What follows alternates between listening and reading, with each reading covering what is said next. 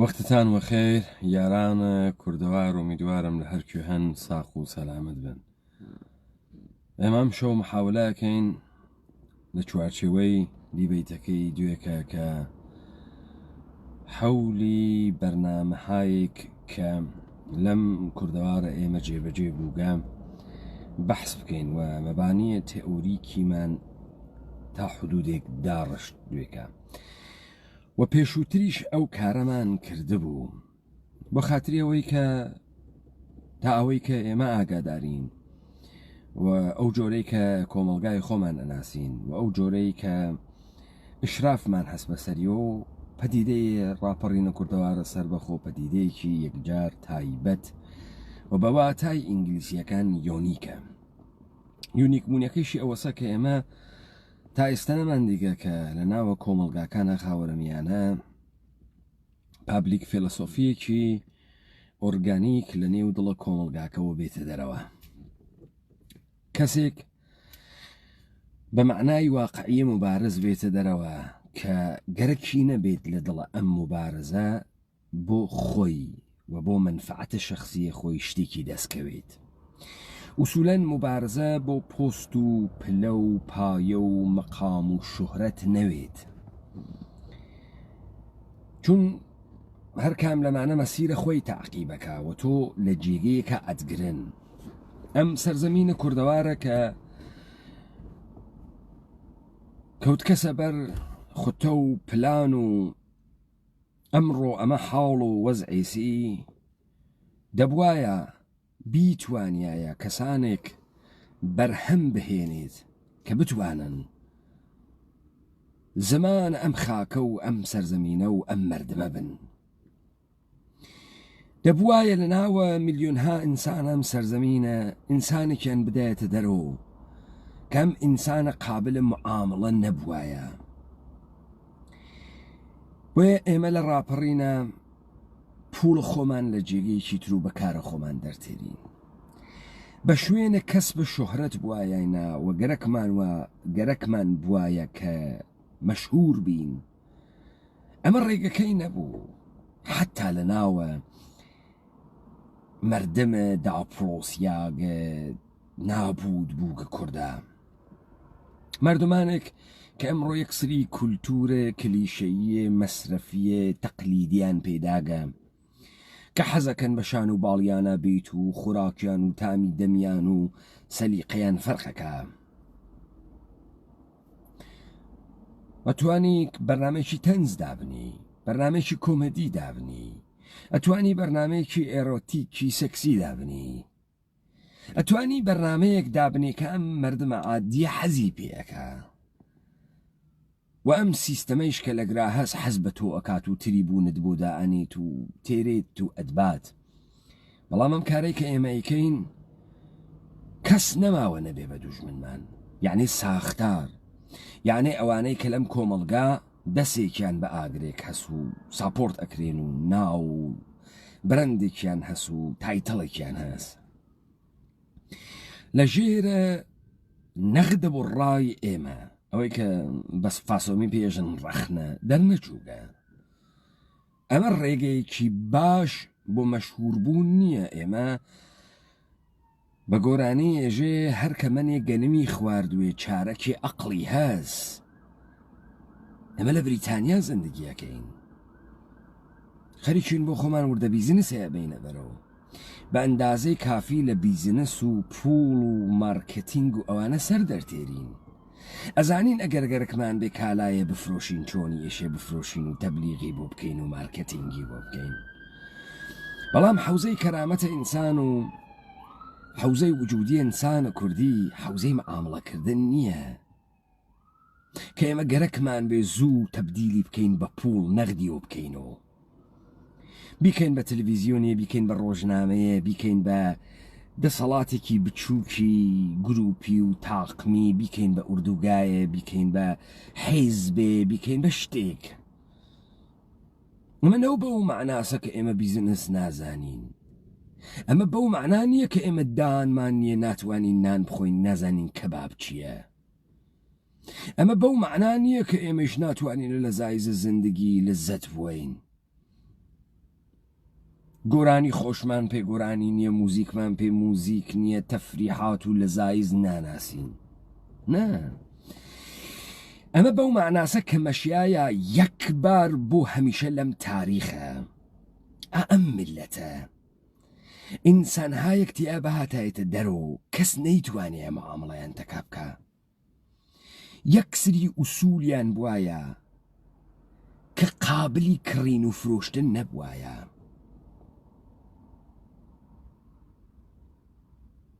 کە نەبن بۆک بە کارمەندە کەس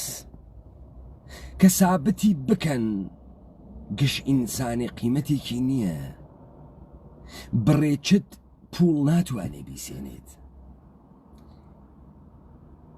بڕێچت وعدە ناتوانێ بیسێنێت. ساحەتە هەنێک چت مقدسە و بێ ئەوانە ئینسان مەوجودیەتی نییە و ژیانکردنی معنای نییە. بۆیە ئێمە دوژمنایەتیەکی فرەمان لەبەردەمە، فرە کەسێک حەملەمان تێکا و ئێمە بە ئیمانمان و بێسیاگین. سەرەتای دەستپێکی باسەکانە ئێمە فرە مونسفانە بوو. ئێمە ئەسڵەن لەو مێتۆدەی کە ئەمانە کەڵک وەرەگرن و تا ئێستا کەڵکیان وەرگرتگە چ خۆیان چ دەوڵەتە کۆرپۆریشنەکانیان استفادەمان نەکرد. ئێمە نەهاتین ئەبعادە ئەمانە چ کۆلەکەینەوە و پاشان نقاتە زەعفیان دەربێرین و هەربی دەین بە ناو چاویانە وەکو دزی و حیزی و نادرووسی و ئەوانە نە. بە پێچەوانە ئێمە قەبارەی ئەوانمان بە ئەندازەی خۆیان دی. بە پێچەوانە ئێمە هاتین باسی نقطەی قووەتی ئەمانمانە کرد. وتمان ئەمانە بەچی قدرەتمەندن، بەچی بەناوبانگن، حەز بەچی ئەکەن؟ بە کوردایەتی کردن، بە ئینقلابی بوون و شۆڕشگێر بوون، بە کورد بوون، بەچی حەز ئەکەن؟ ئێمە دەستمان برد بۆ ئەوە و لەسەر ئەوە ورودمان کرد و باسە ئەومانە کرد. پاشان ئێمە کە نەغدە ئەمانمانە کردەوە، کاکەی کوردم براکەم ئەگەر تۆ نازانیت فێرتیان نەکردگە، ئەم گشتە تەلەڤیزیۆنە ئەبینیت، ئەم گشتە چووگیتە مەدرسە، چووگیتە زانکۆ، فێرتیان نەکردگە بزانی گفتوگۆ و نەخدی فەلسەفی چۆنە. دەبێ بزانیت تۆ دەبێ پێشفەرزەکانە تەرەف بناسی، استدلالەکانی بناسی. وەختێ پێشفەرزەکانی نەغت کردو، استدلالەکانی نەغت کردو، ئەو جار کۆبەندی ئەدەیتە دەرەوە کامە دیبەیتە ئێمە هەس. پێشفەرزەکانی نەهاوردگە، استدلالەکانی نەهاوردگە و پاشان ئەوانەی کە مەترح کردگە نەغدی کردگەوە. ئەمەی کە تۆ تەرەفدار حیزبێکی، ئەمەی کە تۆ زینەفعی سەوادەکەت ئەکەوێتە خەتەر، ئەو کتێبەی کە نووساوتە ئەکەوێتە خەتەر، ئەو حقوق و مەعاشە کە پێتی ئەدەن ئەکەوێتە خەتەر. وادارت ئەکا هەر لە پلەی ئەوەڵەوە نەیت ئێمە نەغد کەیتەوە، پێشفەرزەکانمان استدلالەکانمان بگری و نەغدیان کەیتەوە. بێژی فڵانە کەس ئێژی چی مەترەحەکە، فەرزەکانی ئەمەسە، کۆبەندی داستانەکەی ئەبێ بەمە وەبێ نەغدی کەیتەوە. تۆ نایە ئەم کارە بکەی، تۆ ئەندامانە خۆتت فێر کردووە، تۆ فێربووگی جمێن بدەی، فێربووگی هەر کەسێ دەمی وا کرد دەمی دابخەی، وەکو چۆن ڕژیمە بەعسایی کرد، وەکو چۆن خومینی و خامنەئی ئەیکا، وەکو چۆن دەوڵەتە تورکیا کردی، دەوڵەتە ئەسەد کردی، تۆ هەر قسەت کرد یەکسەرە دەمتیان داخست. خائین، جاش، ئەمریکایی، ئیسرائیلی لێتیاندا. ئێوە یەک دانە حیزبی بێرن، ئەوەی کە خۆی بە ئینسانێکی تێگەیشتووە زانێت چه کۆمەڵەی، چه دموکراتی، چه پەکەکەی بنووسێت یعنی بێت نەخت بکات و بنووسێت حەکێکی بۆ وتن نییە. ئەمانە دانەیە بەچکە ئتلاعاتی، بەچکە پاسدار بە ناوە عیرفانە قانەعی فەرد داوەزیە سەریان شیر و پیڕیانی بڕی یەک پیاگیانتیانە و دانیشێ نەخدە کاوراکاتەوە نەخدی کاتەوە. لاوە تو جاشی کاورا جاشە. عەلیە خامنەییش کە دوژمنە سەرەکیە تۆس یەک سری ئیستدلالات بۆ تۆ دروسەکە. بۆیە دکتۆر عەبدوڕەحمانە قاسملووی تۆ لە ناو مزاکراتەکە هەڵ ئەگەڕێتەوە ئێژێ ما ئیجازە نمیدیم هیچ کەسی ماڕۆ ئیرونی نەدوونێ، ما ئەز هەمە ئیرونی تەریم. ئەم ما ئیرونی تەریم جواوە تەجزیە تەڵەب بوون ئەدا. پس عەلیە خامنەئی بەرچەسپێکی داگە لە ئەم، خومەینی بەرچەسپێکی داگە لە ئەم کە ئەم خەریکە جواوی ئەداتەوە. ما ئیرونی هەستیم، هیچ کەسی ئەز ما ئیرونی تەر نیست. ئاغا گیان دموکراتی کۆمەڵی پەکەکەی یەکێتی پارتی جمێن مەدە، باوەڕکە بگاتە حەوزەی جمێن لە ئۆهدەت تین پێتمان سابت کرد چارە دەکەین. بگاتە حەوزەی شەڕەمشتیش تۆ لە دەرماڵەکەی خۆت هاتوانی شەڕەمشتکەی، یعنی لە دەری ئوردوگاکەتە چەک و ئەسڵحەیان پێت داگە و وایتە دەرە ئوردوگاکەی خۆتە دابێرە مەحەلەیە کە مەحەلەی خۆت نەوێ بزانم ئەو پیاگە هەی شەڕەمشتکەی تۆ لە هەولێرە ئەتوانی شەڕەمشتکەی، بەڵام ناتوانی بێتە جێگەیەکی ترکە جێگەی تۆ نییە شەڕەمشتکەی. ئەویش لەگەڵ هێزێکی کوردیە، لەگەڵ ئەدەی ڕۆڵەی کوردیە. نێنە ئەو حەدە شەڕەمشتیش بکەن، باشتر ئەوەسە باب دیالۆگ بکەنەوە بێن جواو بدەن. بابە تۆ گەرەکتە ئەم مەردمە بگەوجێنی، دەی خاس ئەم مەردمە بگەوجێنە، خاس تۆ گەرەکتە بە مەنفعەتێ بگەی، خاس بیان گەوجێنە. باوەڕکە تو سابت ئەەکەی ئینسانێکی لە توو لە عمرتا یەک ساعەت فکرت نەکردگەسەوە، فکر نازانم بەچی مەشغوڵ بووگی، بەڵام تو یەک ساعەت فکر نەکردگەسەوە. عادەتە کردگە بە دزیکردن، نان ڕەحەت خواردن، عادەتە کردگە بە نۆکەریکردن، سوالکردن. من سوالەکەم لە تۆ وجدانن ئەگەر شەڕ ئێران و عێراق نەوایە، ئەگەر سەدام حسین بە ئێوە دینار و 25 دیناری نەدایە، ئەگەر کڵاشینکۆفی سیخۆی پێتان نەدایە، ئێوە ئەتانتوانی بە منتق و ئستدلال و ئینقلابیگەری 500 نەفەر لە دەورە خۆتان کۆکەن و واقعاً ئەتانتوانی؟ ئەگەر ئینقلابە ئەمریکایی ساڵە 57 نەبوایە وە خەلەع قودرەت لە تارانە دروست نەبوایە، ئێوە ئەتانتوانی 100 نەفەر لە دەورە خۆتان کۆکەن و حیزبە دموکرات کۆمەڵە پارتی یەکێتی ئەتانتوانی؟ دەوڵەتە ئێرانی وا لە ئەوج ئیقتیدارە خۆیە ساڵە 2020 میلادیە، واینە عەسرە فۆرجیە، عەسرە تەقینەوەی ئتلاعات، ڕاپەڕینە کوردەوارە سەربەخۆ، دەنگی هەر لە ماکوو چووگە تا لە ڕسان، هەر لە ڕسان تا هەولێر تا کەرکووک.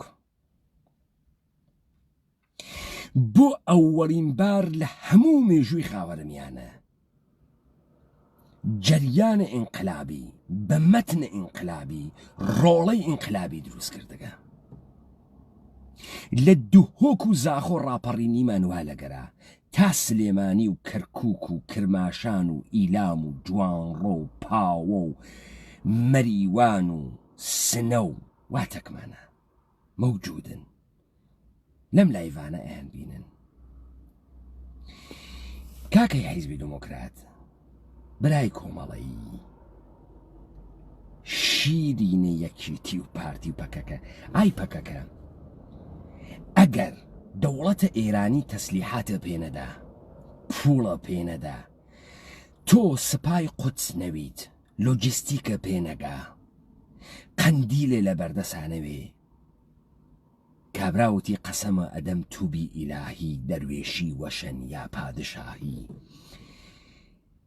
ئاخر بە گۆرانی قەسەمە ئەدەم تووبی ئیلاهی تۆ ئەمانتەنەوێ یەک نەفەر تێتە سۆراغە یەک نەفەر هەواڵە ئەپرسێ یەک نەفەر ڕوو تێیەکە ئاغای مستەفای هیجری ئەزانم گوێم لێگری ئەزانم ئەیبینی ئاغای مستەفای هیجری ئێستا لە کۆیە بیتە دەرەوە بێی لە ئاڵمان دانیشی ئەوەندەت وجود هەس بە 30 ساڵ سابقەی کارە سیاسی 40 ساڵ سابقەی کارە سیاسی لە حیزب دموکراتە کە تۆ چی ئەو ئەسڵاحە جەدیدەکە چیە دەنیاکتە بە خۆتۆ نێپرسراوەی گشتی ئەتوانی یەک مانگ ارتباطت لەگەڵ کوردەوارە بێڵی تۆ ارتباطت بێ و خەڵک بێت و لە تۆ فێر بوێ و ئینقلابی گەری لێ فێر بوێ ئاغای مستەفای هیجری ئای عەبدوڵای موحتەدی تۆ چی ئێستا ئێوە بەردەین ئاغایانە ڕووناک بیرە کورد ئەوانەتان وا خەریکن پەلە قاژە ئەکەن و ئێستا کەوتگنە فکرە کۆلۆنیالیزم و پۆست کۆلۆنیالیزم و خەریکن توڕەهات و ئەجی مەجیەکەن و مۆعجزە دەرتێرن و هەر کامتان لە گۆشی گیرفانتان و خاترێ دەرتێرن دوای ئەوەی کە هەردی بیتێ لە ئێمە ئەشنەون یانم های ئێمە فێر بووگین کاکەجان گشتتان مۆبایلتان هەست من مۆبایلێکم هەست لەسەرە کار هاتگمەوە ساعەتە 7 بەیانیە ڕۆمە سەرە کار ئائیستە لەسەر کار هاتگمەوە تەواوە ڕۆژ بەسەر پیا بووبم خۆ کەس بەری پێتان نەگرتگە مۆبایلەکەتان دانین وەکو من ڕۆژانە هەفتانە مانگانە 2 ساعەتەکە مردمە خۆتان قسەکەن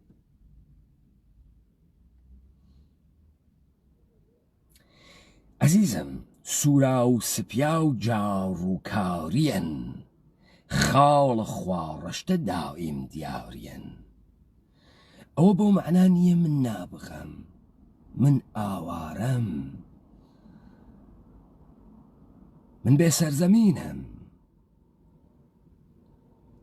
من دەردە کوردبوون تەکانی داگەم من وامە بریتانیا لە هەرچی شتە تۆ فکرەکەی دووم هەست لە ماشین فکرەکەی لە مۆبایل فکرەکەی لە ماڵ فکرەکەی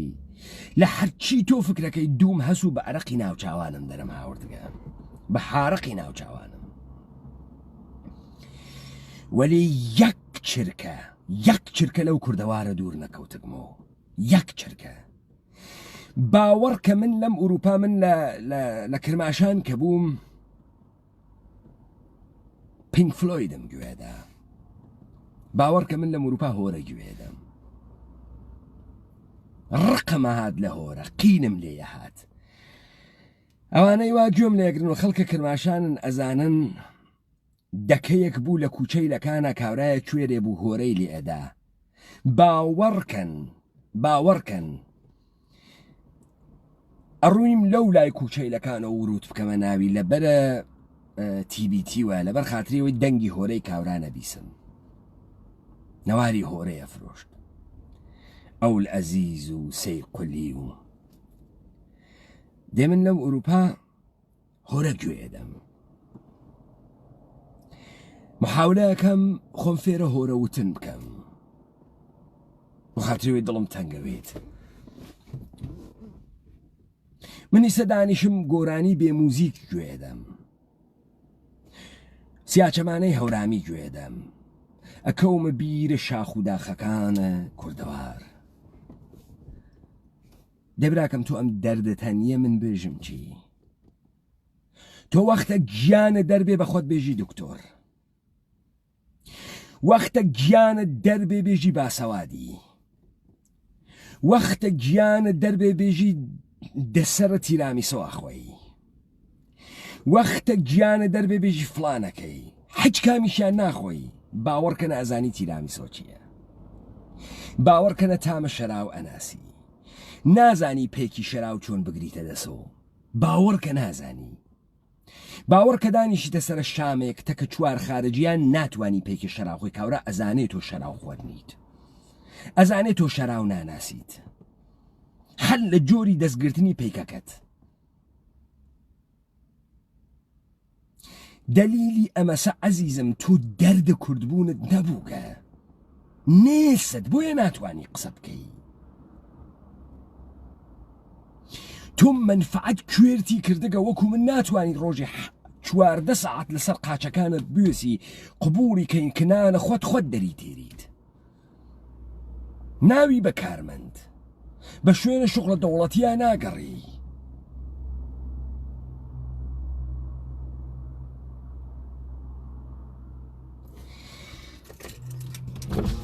ئەمانە واجب بوو لە ئەوەڵۆ بێژمی بۆ خاتریەوەی کەسانێک تێن هەر لە ئیبتداوە دەست ئەکەن بە جمێندان من فرە موافقە ئەوەمە یەکێک بێ دێمە نەغد بکاتەوە ئێمە ئێڤلوشن ڕڤلوشنین من فرە خۆشحاڵەوەم کۆمەڵگای ئەم کوردەوارە ئەوەندە نوخبەی تیابێ ئێمە بداتە بەرە فیشەک لەبەرەوەی ئەقڵ و ئاستە ئەقڵ و زاناوی خەڵکە ئێمە بڕاتە سەرەوە من کوشتیگیر بووگەم دەسەی کازم محبی کرماشان دوو مەقامە قارەمانیشم هەست دوو مەقامە نەوجەوانانە کرماشانم هەست ئەگەر تەکە حەریفە قەویتر لە خۆت و قورستر لە خۆتە کوشتی بگری زۆر دارەویت وەلێ ئەگەر تەکە سووکتر لە خۆتا کوشتی بگری ئەوەی هەتە لە بینیەوەیت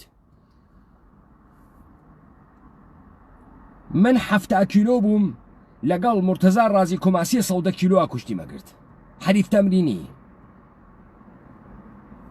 باشکای تەختی دەسەی کازم محبی بۆ ئەوانەی کە نایناسن کازم وا پێتی ئەوت ئاو پیزی داش کازم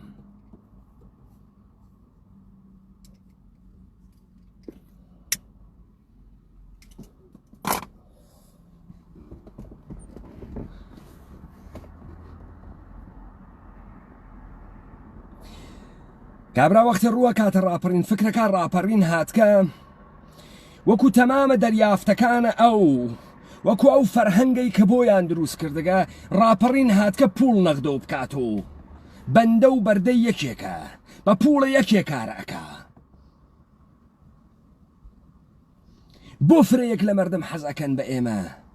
چون ئێمە یاداوەری ئەژدادینی من لەسەر کاناڵە تەلەگرامیەکەم لەسەر ئایدی تەلەگرامەکەم عەکسە باوە گەورەم دانیاگە حاجی مەحموودە حەیدەریە زەردۆیی دامنیاگە عەکسە ئەوم دانیاگە بە کڵاو دەسماڵەوە ئێستەیش فشار بۆ خۆم تێرم و بیرم بێتۆ باوام چۆن قسەیە کرد خاتراوەتی چ بوو لەبەرەوەی لە بیرم بمێنێ کێم 20 ساڵە لەم ئوروپا زندگیەکەم قوشبنە ئەم دنیا نەماگە نەگەڕێم هەر لە ئەمریکای لاتینتەوە تا ئەوروپای شەرقیتەوە هەمووی ئەمانەم کرد بە ئەزموونێک بۆ ئینسانە کوردی دەی کاکەی کوردم تۆ تا ئیستە نەتوانیگە زندگی بکەی لەمە و بعدیش ناتوانی زندگیکەی ئەم کارەی من ئەیکەم زندگیکردنە من ئینسانێکی ئاوام ژیانە من ئەمەسە من ئینقلابی لە دایک بووگەم ئەمە ژیانە ئەیکەم ئەمە سەرمایە گوزاری نییە کە بەیانی بڕۆم لە کۆشک ڕیاسەت جمهوریا دانیشم من وا ژیان ئەەکەم ئینقلابی ژیانەکەم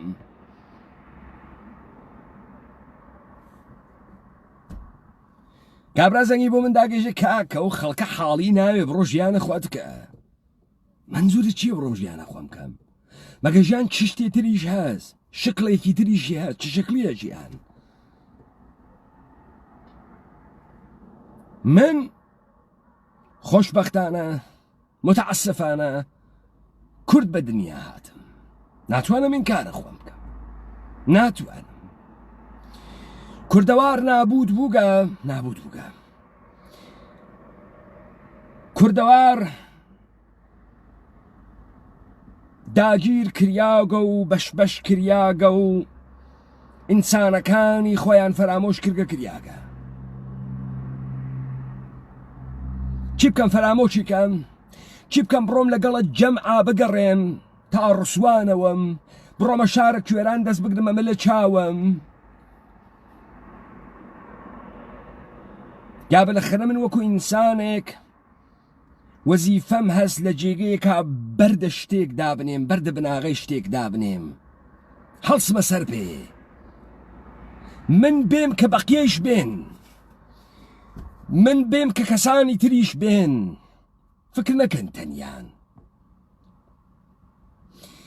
کامل لە ئێوە لە جێگەی پەیمانە حەیدەری وایەنە ئەتان توانی یەک دیبەیت بکەنە دوو دیبەیت. لاوە و حەزی پێ ناکەین و خەڵک حەزی پێ ناکا و خەڵک ڕقی لێتە و تو جاشی و تو ژنبازی و تو عارەخوەری و تو قماربازی و تو معتادی و لاو دایکە زەنگە بۆ با و باوکو زەنگە بۆ با و خاڵۆ زەنگە بۆ با و مامۆ زەنگە بۆ با و بێژێ دایخە بۆ خاتری من و مەکە و لاوە و عەیبە و گۆرە بابا ئێوە ئەوەتان گەرەکێ دوو کەلەمە قسە بکە 1000 جۆر ئەیجەڕێنێ. ئەگەر 5 دقیقە قسە بکە دا ئەنیشن پێی کۆ ئەکەنەوە. بام کارهایی دێهاتی و کوردیشی و چوزانم ئامانە کە ئێوە فکریەکەن. کوردی بە معنای ئەو شتە دەستکردەی ئەمڕۆ، نە کوردیە تۆخەکە.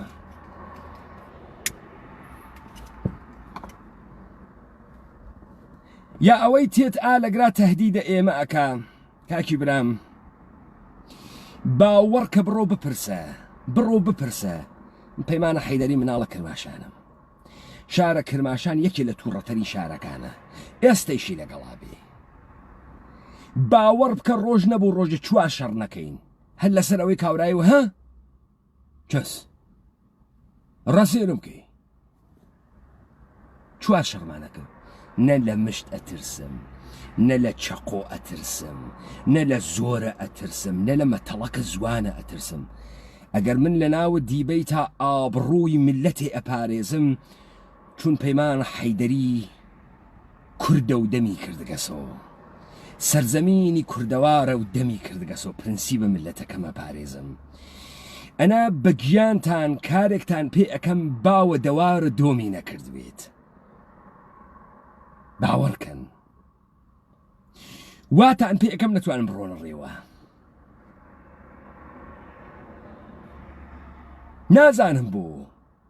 ئێژی ئەم تەبیعەتە منی دروست کرد، بوومە مڵۆزمە گیانە دوژمنە ئەم سەرزەمینە. خوا لە هەرچی شتە شتێکی دا بە من هەسم.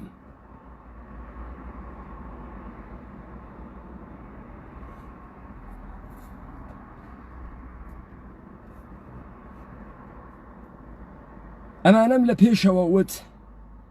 بۆ ئەوانەی وا لە دوور و نزیکە و خەریکم ئەیانمێنم دەستیان بردگە بۆ مەفاهیمە ئێمە. ئەگەر تۆزێ کەرامەتە بوێ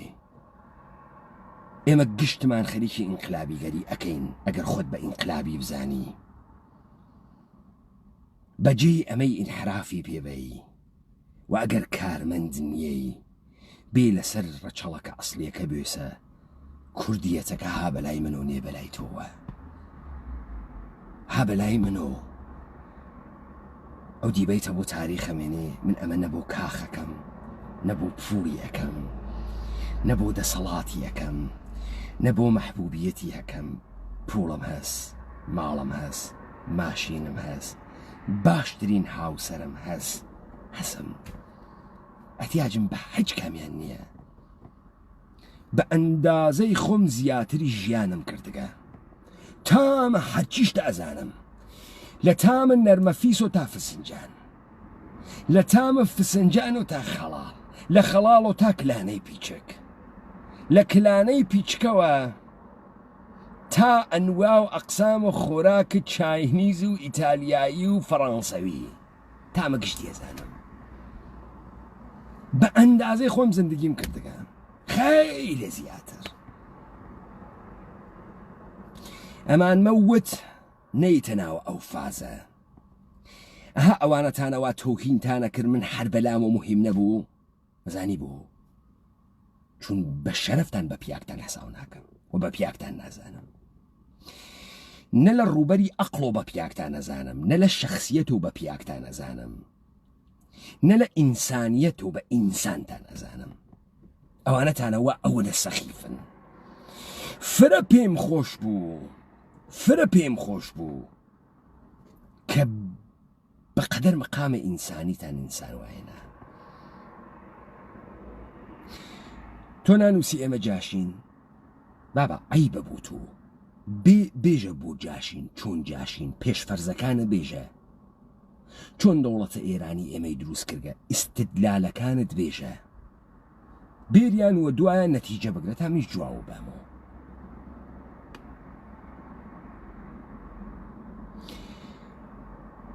کاک شاهینی کوردی نە ئەومە نەکردو چون دائیمەن ئەومە دەرخواردە کەسانی وەکو تۆ فرەداوە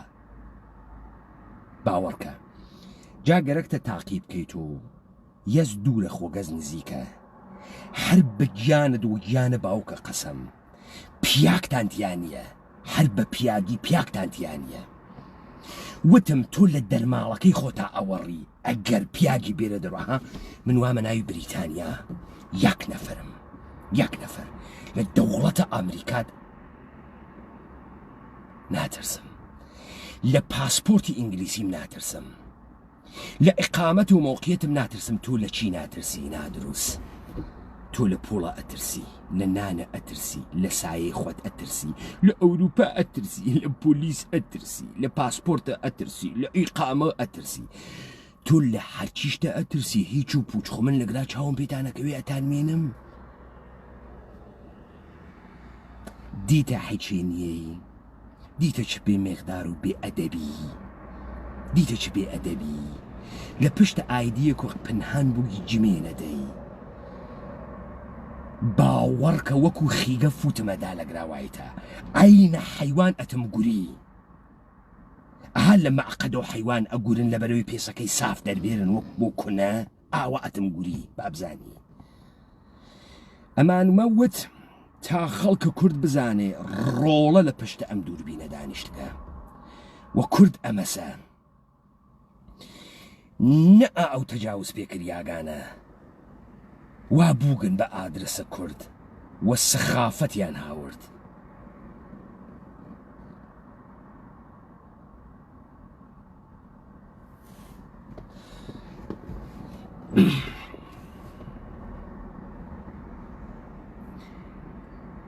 خەڵکە کوردەوار سەرتاوتم خوا لە هەر شتێکی بە مندا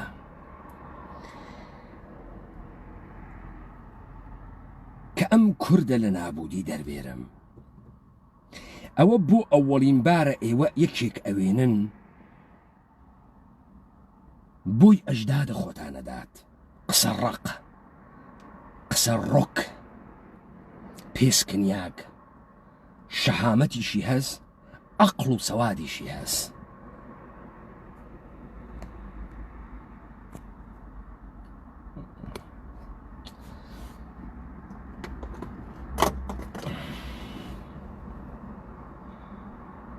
جدیداً ئاگادارم لە کاناڵە تەلەگرامیەکان و لە پەیجە فەیسبووکی و ئینستەگرامیەکان عیدەیەک لە ئەمانەی کە بە سوورەتە مستەقیم و قەیرە مستەقیم کارمەندە دەوڵەتە ئێرانی بوون خەریکن دەست ئەوەن بۆ مەتنە ڕاپەڕین من ئەم مەتنەم جۆرێ دانن یاگەت و دەسی بۆ بووی دەسی پێوە بەی ئەپڕوزی مەکە بڤەس مەکە وەڕۆڵە لە پشتە ئەم مەتنە وێسیاگە ئەو مەتنە بە دەمە ئێوە هەڵناگیری مەکەن پێشتان وانە بێن هەرافیەدەن ناتوانن تا من بێمە ئیستەسەرم مەسادیقێ کە بەحسم کرد تماشاکەن من دوێکە لە مەقولەی هەژەمۆنیا بەحسم کرد کە ئەنتۆنیۆ گرامشی ئێژێت ئەوانەی کە دەسەڵات ئەگرنە دەست وەگەرەکیانە دەسەڵاتیان بپارێزن سێ کەرەستەیان هەست ڕووناکبیر پەروەردە تئۆریە سیاسی تئۆریە سیاسیەک کە ئەکتە سیاسی بۆ خەڵکەکە دروستەکە. من و کاک حەمیدە کەریمی دەنگێکی سەعیدی ئیمامی کابرای ئیتلاعاتی مەعاونە وەزیرە ئیتلاعاتە ئێران لە ساڵەکانە 1375 لە دانشگای بوو عەلیە هەمەدانمان بڵاو کردو سخنڕانیە کرد. ئەوەی وا لە جەریانە قەتڵهای زەنجیرە یا کوشتیان. سەعیدە ئیمامی لەو سخنڕانیە کە دیبەیتەکەی موجودە ئێژێت نابێ محیتی دانشگا ساکت بێ، دەبێ دانشجوو ئێعترازکە. ئالەگرا ئێوە یەک کلید پێت ئەکەوێتە دەستان، ئەویش ئەمەسە. پس دەوڵەتە ئێرانی ئەزانێت کە ئێشێ ئێعترازات لە ناوە کۆمەڵگا بوێت. ئەم ئێعترازاتە دەوڵەتە ئێرانی دروسی ئەکا. ئەمە مهمە ئەم مەقولەیەوە گوێبن. تماشاکە ئێعترازات ئەمە نییە لە بەستەری تەبیعی کۆمەڵگاوە ئیدەیەک هاتبن سوارە ئەم کۆمەڵگا بوون ئەنوا و ئەقسامی تەبعیز و زوڵم و ئستسمار بەکار بێنن تا مردمەکە دانەدانە بەرامبەر بەم زوڵم و ئینقیاد و ئستسمار و سوڵتە بوەستێ. نا ئەم کارە ناکەن، چون ئەمە مشکڵی هەست، ئەمە کێشە دروست ئەکا. کاورا ئەگەر بەرامبەر بەوەی کە تەجاوز ئەکەن بە ڕۆحی دەست بووە بۆ ئەسڵحە، بەرامبەر بەوەی کە یاسایان بەسەر ملیۆدانیاگە دەست بووە بۆ ئەسڵحە، بەرامبەر بەوەی کە ئیختیاریان لێ سندگەسەوە و بێدەسەڵاتیان کردە دەست بواتە ئەسڵحە، کێشە دروزەوێ. کۆمەڵگایش ناوێت بێدەنگوێ، خۆ ناکرێ بێژێم کۆمەڵگا هەرچیشتە ئارامە و من چەنێ خۆشبەختم و چه خاسە، ناوێ خۆ. ئەشێم کۆمەڵگا ئێعترازی بوێ، دەی بابین ئێعترازی بۆ دروستکەین. مەسەلەن من ئێستا مەسالە دەم لە هەردوو بەرەوە، هەم لە حکوومەتە حەلیم هەم لە دەوڵەتە کۆرپۆریشنە ئانووسیە ئێرانی. تماشاکەن حکوومەتە حەلیم ئەمە داستانەکەیەسی ساڵی 91 یاڵەتە متحدەی ئەمریکا پەلامارە سەدام حوسێنی دا، کاغەزی بە ئاسمان گۆ خستە خوارەوە، وتی خەڵکە جنوب و خەڵکە کوردستان قیام کەن. من وامە پشتان هاتکەم سەدام بخەم تا نزیکە کاخەکانە ڕیاسە جمهوری سەدامیش چوون، کێشایانە دواوە. کورد یعنی کێ؟ یعنی جاشەکان، جاش خەفیفە سەرۆک جاشەکان کە دییان با بە ئەمریکا هات دایان لە نیروی سەدام حوسێن، چون نەدۆڕێن، چونێکی بمێنێنەوە، وەرەقەکان هەڵگەڕاندەوە، وتیان هەروە سەدام لەبێنەوە خۆمان لەبێنەوە. پس جاشەکان کوردایەتیان نەکرد، جاشەکان لە گیانە خۆیان ترسیان دایان لە حکوومەتە سەدام بۆ بابە ئەمریکا. پارتی و یەکێتی هاتنەوە، ئەمانە بوون بە حکوومەتە حەلیم. حکوومەتە حەلیم هیچ تئۆری سیاسیەکی نییە، هیچ ئیدەی کوردیەکی نییە، هیچ تاریفێکی لە کوردبوون نییە. مشتێک کارمەندان استخباراتە ئێرانی هاتن ئەم خاکی 150 قەومی ئیتنیکی کوردستانی عێراقیانە پێیاندا،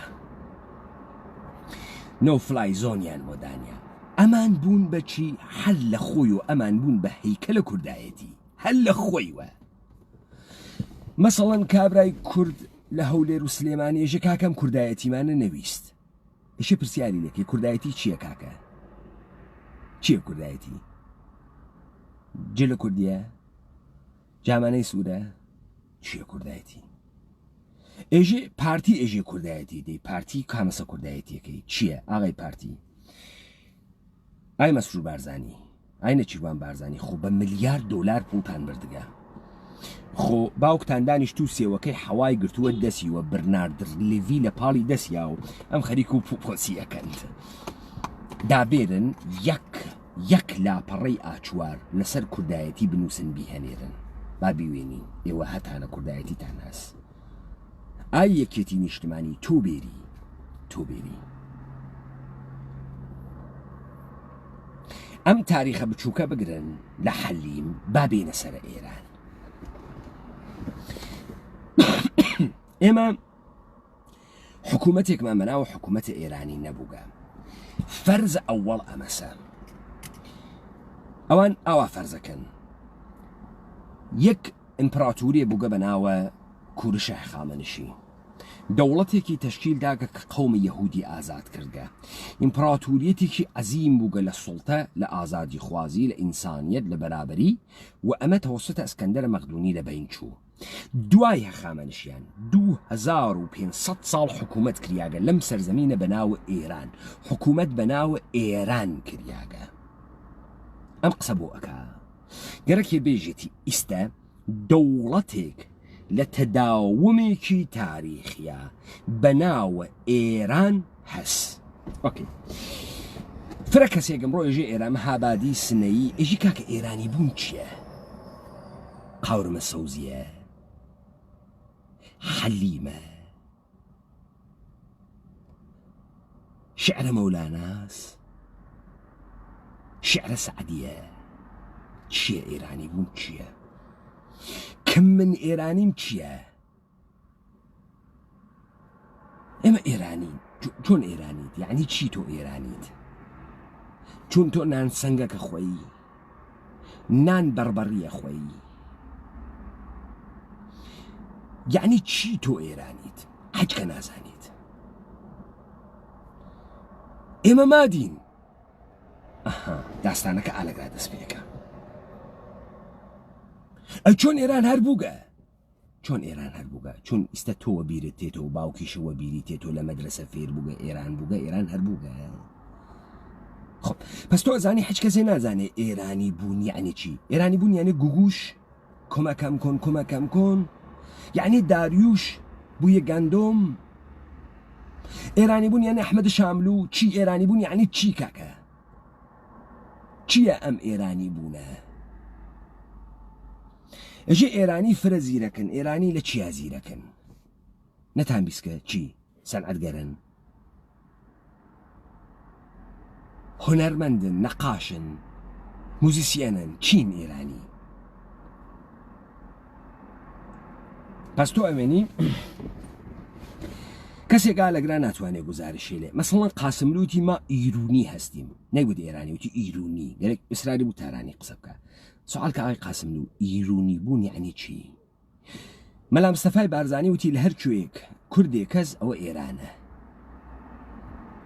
یعنی چی ئێران چییە ئەم ئێرانە پس ئالەگرا تو ئەوێنی داستانێ لەگرا مەترەحە کەس نایزانێ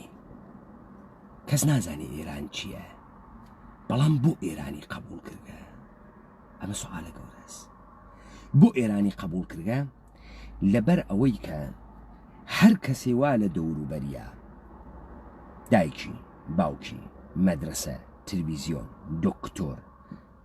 مامۆستای زانکۆ بەحسەکە ئێژێ ئێران ئێران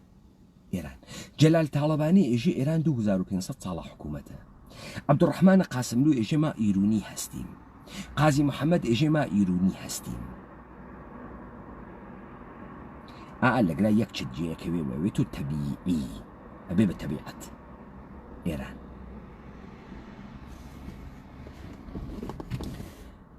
هیچ کەس ئەپرسێ ئێران چییە؟ نەپرسێ من چۆن ئێرانیم بۆ ئێرانیم ئێرانی بوون چه شکلیە کەسێ نایژێتی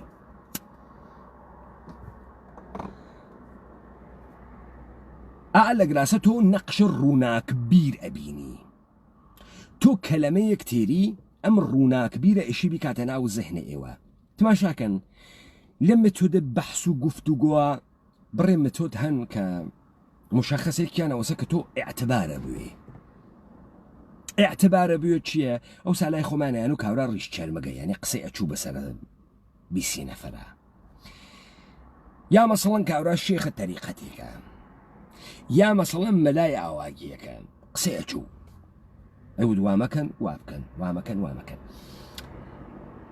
تۆ وەختێک عیدەیەک ئەکەیتە ڕووناک بیر چون ئێعتبارە دەی بە قسەیان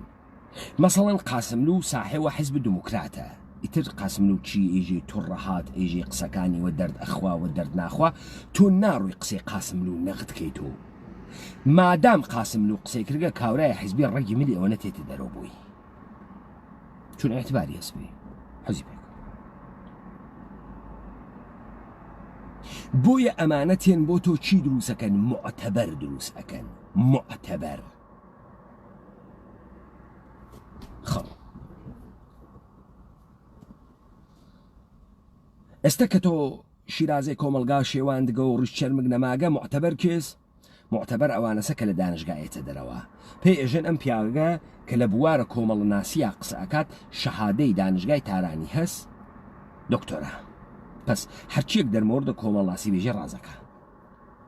کاورە تێژی بەڕاستی و کۆمەلگایەمە لە یەکتریازیاگە دەلایلیش نایێری هەروە لە خۆی وژێتی هیچ دلیلی نایێری بۆ نایەتی لەبەر خاتری ئەوەی مەدرەکی دکتۆرای لە دانشگای تارانە هەست ئەمە اعتبار دوو ئەوەی کە تۆ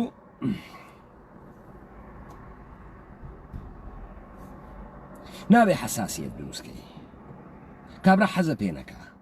مەسەڵەن کاورای دموکراتی من ناوێ حملە بکەمە قاسم لو چون حەزم پێ ناکە گوێشم پێ ناگرێت ئەڕوا قسە بکەم بە بارزانی گوێم لێ ناگرێ ئەڕوا تۆ فکر نەکەی من ئەمانە نازانمە فکر نەکەی من نەمەزانی و بێژم بەڕاستی و ئشتباهی کردگە قاسم لو خوا هەڵی ناگرێت و دەیتر دڵی پاک و گۆ و نەی هاوردگە فکر نەکەم نە قسانە نازانی مە حەچێکی لێ نایەتە دەرەوە و تۆش ناگۆڕی و مە تۆ دەکاری تۆش ناگۆڕێت و تۆ لە ناو فەسادە خۆتا ئەمێنی بۆ خاتری و ئەحساساتە جەریحەدار نەوێ گوێم لێ نەگری لێ تۆ هەر گوێم لێ ناگری من ئەزانم تۆ هەر گوێ ناگری چون تۆ شۆڕش نەتی هاوردەسە دەرەوە کوردایەتی نەتی هاوردەسە دەرەوە کوردبوون نەتی هاوردەسە دەرەوە تۆ نان هاوردی کتێ دەرەوە نانت نەوگەبی خۆی بۆیە چووگیتە کۆیە جێگەت نەوگە بڕۆی بۆیە چووگیتە زەڵگوێز بۆیە فەڵک ناتوانێتەوە لە زەڵگوێز بێڵێتە دەر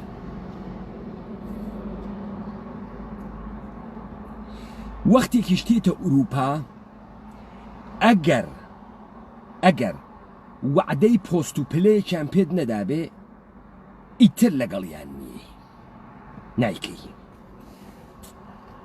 بەڕاحەتی بەجیان تێڵی چون تۆ حەجێ نەوگی پس من ئەزانم تۆ نییە بە شوێنە حەقیقەتە تۆ کوردایەتیت نەکردگە تۆ بەسیاگی بە مەنافع تۆ مەسەڵەن دانەیە پارتی مەعاش ئەگری لە پارتی بوون پلە و پایەی گرتگە لە پارتی بوون پێشمەرگەی بارزانیە ڕاتبە مەعاشخۆرە یەکێتیە ڕاتبە مەعاشخۆرە پوری پێدەن حەقیقەتە دنیا بێرە بەرچاوی ئەو مەعاشەکەی خۆی وێنێ ئەقلی پێ ئێژێ مەعاشەکە ئەتوانێت دەست بنێ بەسەر دیبەیتەکەی منە گوێ لێ نەگرێ لەبەرەوەی حاڵی خراوەکە لەبەرەوەی بۆ لەحزەیە چرکەساتی وەکو ئەو جۆرەی لە هەملەتی شێکسپیێرە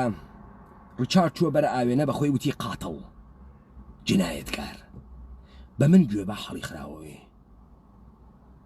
میزانە سخافەتە خۆی ئەفەهمێ ناتوانێ ئێدامە بە ئەشێ وەکو کەوسەری بکاتە ژێرە بەور ناوێ لە مەعرەزە زانایی یا قەرار بگرێت حاڵی خراوە بەسیا گەسۆ بە مەنفعات و من ناتوانمەوە مەنفعەتەی پێ بەم پێشی نادەم نە هەزم بیدەمێ نە پێدەم بەڵام 99% خەڵکی کۆمەڵگای ئێمە ئەوانەنە وا لە زەلکا و زێرابە ئەژین و بە تەوەهم و وەهم گیریاکەن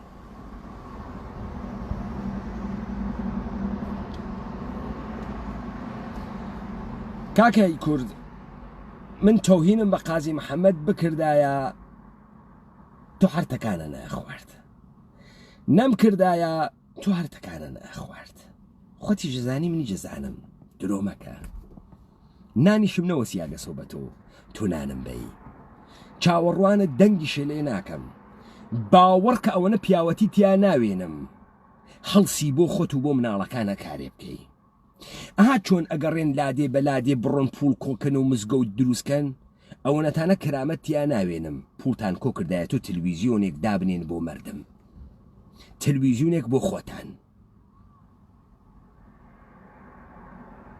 ئەم ساڵە عەبە مەخموریتان تێخستایە قسەی کردایە ئەوتانەتیان ناوێنم مطمئین وە تۆ تەکە ئێمەی شاوی وە دەردە حیچێ ناخۆی تۆ یەک کارە توانی بکەیت تۆ لە هەر کوێیەکە قودرەت بوێت ئەڕوویتە پشتی ئەگەر ئێمە هێز بووین تێتە پشتمان ئەها من زەبرت دەسم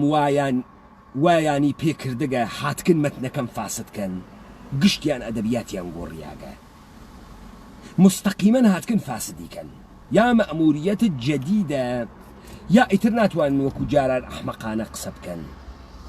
ناتوانن لە گەردوونەکەش ماگنەجێ قسە تکراریەکانی جارانیان کەسی حەزی پێ ناکە کۆلۆنیالیزم و پست کۆلۆنیالیزم و پست کۆلۆنیالیزم چی باسی کێکەی توانو تەکلیفە مشخص نەوگەلەکرا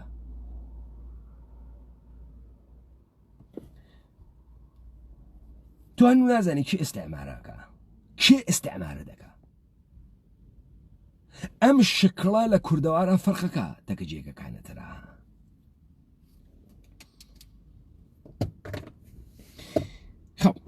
باوێنەوە سەر کۆرپۆرێشنە ئێرانی پس ئێرانی مەوجود نەبوو کەس نازانێ ئێران چییە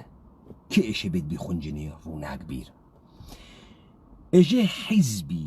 دموکراتی کوردستانە ئێران دقت بکەن حیزبی دموکراتی کوردستانی ئێران دوو انحرافە گەورەی واتیە کوردستان ئێران حیزبی دموکراتی کوردستانی ئێران بۆچی فعالیەتەکە وایژێت بۆ مافە کورد حیزبی دموکرات نە پێناسەی کردگە کوردستان چییە کێ هاوردی لەکوێ هات کێ بە ئێمە ئێژێ کورد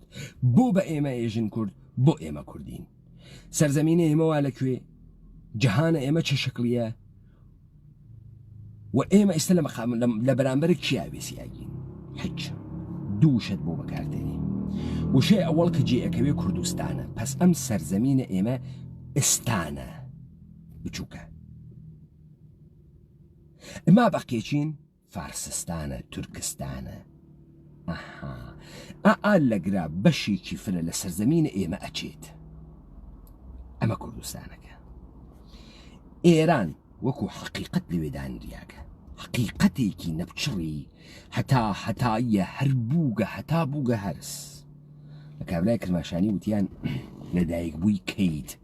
وتی یەک مەحەیبیمە من هەر بووگەم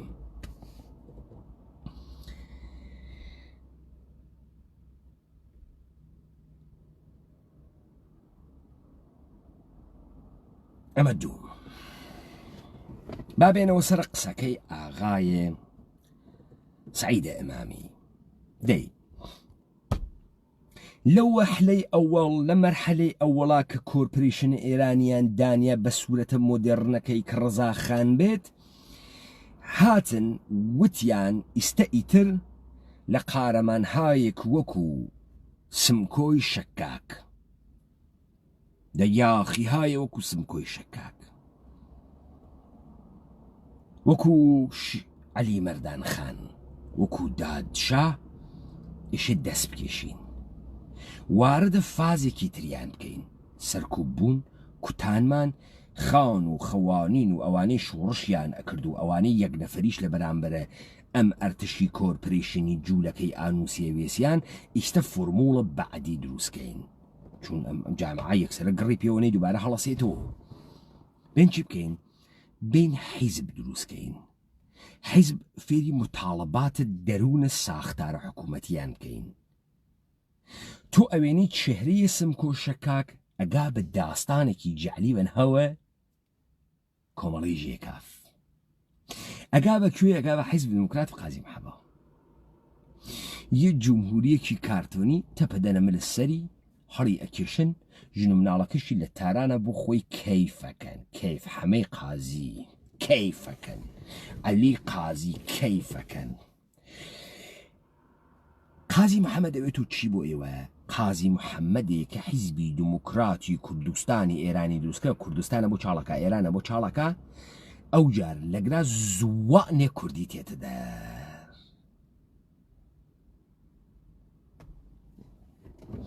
پەستا ئەگرا قەشەنگ چووە بەرەوە فرە قەشەنگ چووە بەرەوە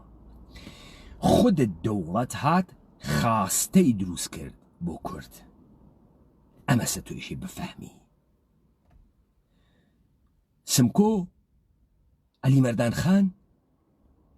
وتی بابای من ناڕۆی نێژێری باری جەور و زوڵمی کەس ئێوە کین دەستیان برد ئەسڵحە دایانیان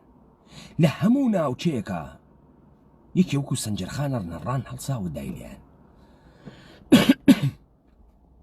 چانەمە ناکرێ ئێمە ئێشێ بین بۆ ئەم کوردە و بۆ ئەم مەسائلە کەوا لە ئەم کۆمەڵگا مەسئلە دروستکەین ئەم کوردت دەسوە ئەسڵ حەس ئەم ئینسانە کوردیە دەسوە ئەسڵ حەس شەڕکەرە شەڕکەر شەڕفرۆش وە زۆر خۆی خوڕی کۆتاک و قۆرس ئەمە شەڕکەرە ئێستا بین چی بکەین بین قاڵبە حیزبی پێبین ئەمە بکەینە حقیقەتە مطلق لە زیهنیاوێ کوردستان حقیقەتە مطلقە ئەمە یەک دوو کورد یعنی زمان ئەویش زوانە فەسۆم دانێ فراماسیۆنەرە میسیۆنەرە مەسیحی جوولەکە هاتگە ئاڵمانی ئەمریکایی ئێژی ئەم کوردە زوانی نییە نووسینیشی نییە زوانی کوردیمان بۆ دروستەکە کوردی زوانە کوردی لە کاتێکە لە شعری فولکلۆری گۆرانی کە من لێمدا لە عوسمان وتی مردم ئاوی مردم تۆ بۆ کێ مردی بە زوان هەوراومی بە شێوە کوردی بە زوان هەوراومی بە شێوە کوردی کوردی شێوە بوو کوردی خسڵەت بوو نەزوان نەزوان بۆ زوانە کوردیان دروست کرد بۆ خاتری ئەوەی زوانە فارسی مەوەجه بوێت ئەو جار ئێمە ئەوینۆ قەومە کورد بەلوچ ئەوێتۆ قەومە بەلوچ لڕ ئەوێتۆ قەومە لڕ گیلەکی ئەوێتۆ قەومە گیلەک قەومە مازەنی ئێمە لە خوراسانیشا شوێنمان هەز ناوی سەوزەوارە وەکو بێڵەوار وەکو کوردەوار سەوزەوار ئێمە چابەهارمان هەز ئیستەیشە ئینسانە کوردی پێژی چیابەهار نایژی چابەهار چیابەهار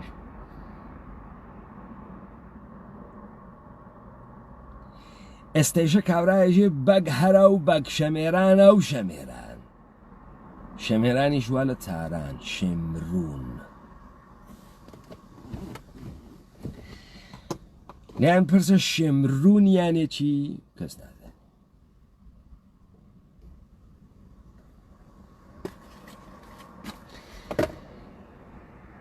دای ئەم اتفاقە کەفت زوانە گۆرانی حەپەلوش کردیا منوتم گۆی زەمین گۆرانی گۆ سەرگۆی زەمین ئەم گۆی زەمینە یعنی ئەم زەمینە خردە گۆرانی یعنی ئەو کەسەی گۆ ئەڕانێ جەهەن ئەگەڕێ جەهەن ئەگری جەهەن ئەڕانێ زانایی ئەڕانێ ژیان ئەڕانێ ئەمە زمانە زانایی بوو کە ئێمە ئەمان نووسی کە ئێمە بەحسی قسەمان ئەکرد بە زمانە گۆرانی ئەمان نووسی هەر کەسێ بە زاراوەی دایکی مەفاهیم و مستەڵەحاتە گۆرانی خستە ناوی گۆرانی مەقتوڵ کریا ئاسەواری دزریا دەستکاری کریا داستان و چیرۆک و ئەفسانەکانی بریا قەلب کریا جوولەکە دەسی تێبرد زوانە یەدیشە فارسی تیا دەراورد ئیستا ئەم زوانە فارسیە بۆ خاتری ئەوەی بخونجێ خونایە بێژنە مردمە لاوڵە بۆ خاتری ئەمەی کە کوردیەت کە خسڵەتە مردم گیان مردم تۆ بۆ کێ مردی بەزوان هەورامی بەشێوە کوردی هەس ئیسەیشە هەس عوسمان هەورامی ڕاپەڕینی نییە ئەم گۆرانیشە خەیلە پێشتر وتکە ئەتوانم دووبارە لێ بدەمەوە من بۆ خاتریەوەی ئەمە ئەسپات بکەم دووبارە لێ ئەدەمە چون لەم دیبەیتە بەحسم کردو دووبارە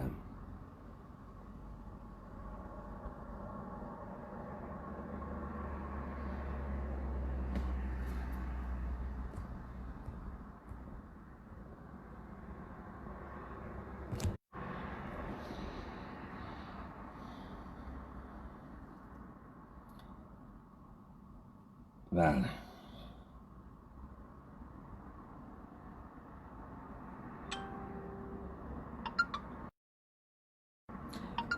گۆرانی خاڵەی خاڵە عوسمان هەورامی کاتە خۆیان لە هەڵەوجە بەر لە ساڵە 90 بێژیاگە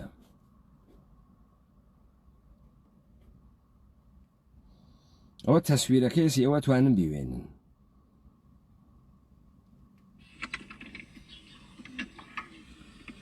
نە ڕاپەڕینی بووگە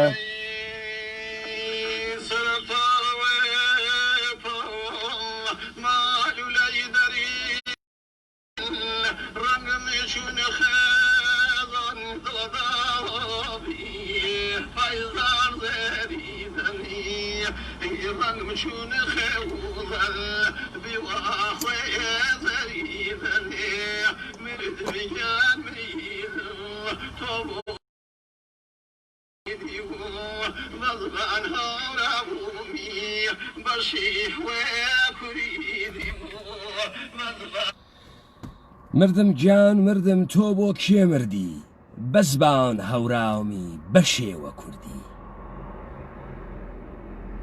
ئەمە ئیتر گەورەترین مستەمسەکە تاریخیە تۆ ئەتوانی لە دڵە کولتورە شەفاهی و ئۆراڵە خۆتۆ بێری تێدەرەوە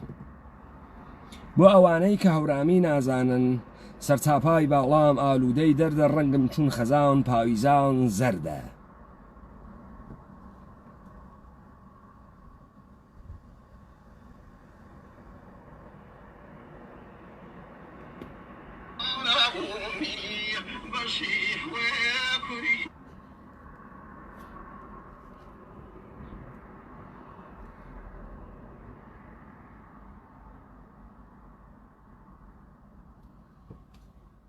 خەت خەراسفانە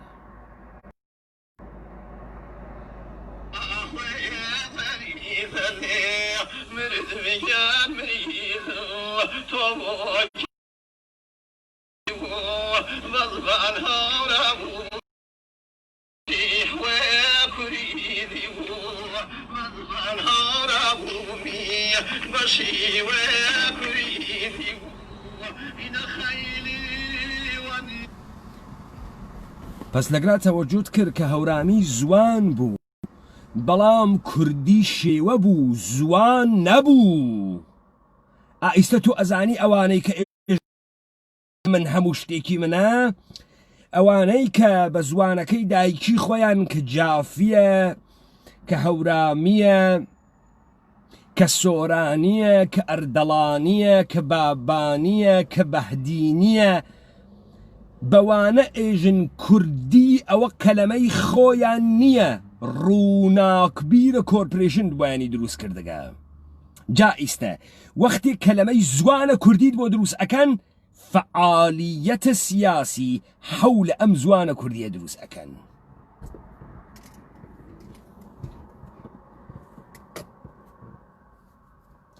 پس ئێرانیان بۆ تەسبیت کرد فارس و زوانە فارسیان بۆ تەسبیت کرد تەبیعیان کرد کورد و زوانە کوردیان بۆ دروست کرد ئەم سەرزەمینیانە شاردەوە ئیستا لە حەولە ئەمانە تئۆریە سیاسی دێرن تئۆریە سیاسی پس ئێمە ئەگەین بە دەوڵەت ملەتە جەدید لە دەوڵەت ملەتە جەدیدا ئێمە پەدیدەی بە ناوی ملەت مەترەحەکە لەناو پەدیدەی ملەتە ئێمە ئەشین لە دڵە تاریخا ملەتە فارس دەرتێرین تاریخ تێرین پەهلەوی و پەهلەوی ماموگە ئەلاپەڕێ لەم فەهلەویاتە بێرە ما تۆ نایەژی تۆ ئیمپراتوری بووژی تۆ دیوان سالاریت بووگە مەر تۆ نایەژی تۆ کتێوخانە و دانشمەند و دانشگای گوندی شاپور و جوندی شاپور و بووگە مەگە نایژی یەک کتێو گشتە کتێو تا هەست هەنە دەورانە ئیسلامی یەک کتێوە دەورانە پێش لە ئیسلام نییە ئەژی عومەرە بنە خەتاب کتاوخانەی عەزیمی ئەوەی سووتاند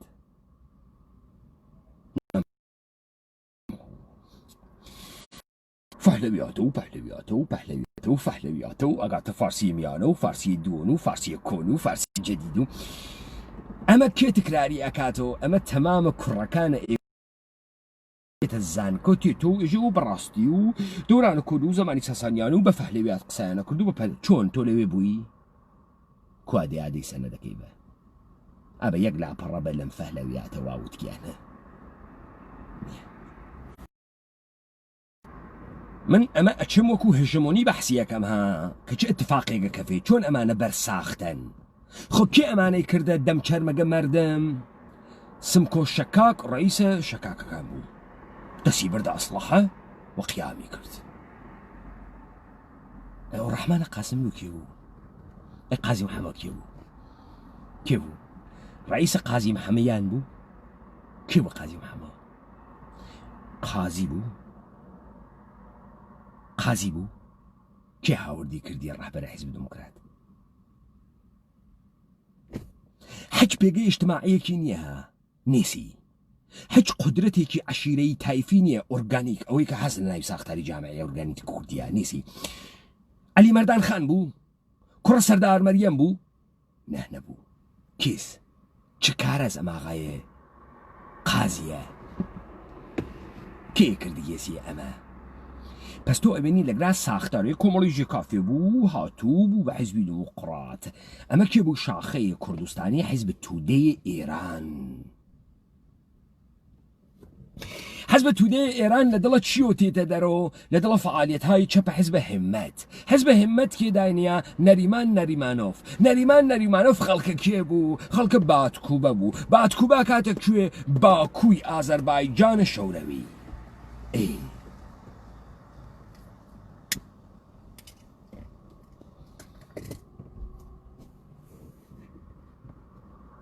پس تۆ لەگرا ئەوێنی بە فاسڵەی چەندین ساڵ ئەم سرعەتە کە ئەگرێ بۆ تۆ کەسایەتی دروست ئەکرێ کەسایەتی ئوستاد ڕەشید یاسمی دکتۆر کەریمە سەنجابی کەسایەتیت بۆ دروست ئەکرێ تەحسیلکردەهای فەڕەنسە تۆ ئاغای ڕەشید یاسمی قوتبە ڕۆمانە فارسی شارە کرماشانە یەکەم ڕۆمانە فارسیەکان لە کرماشان دەسی پێکردگە نووسریاگە لەم کوردەوارە بە زوانە فارسی خەت میرزا ڕزای کەلهۆڕە خەت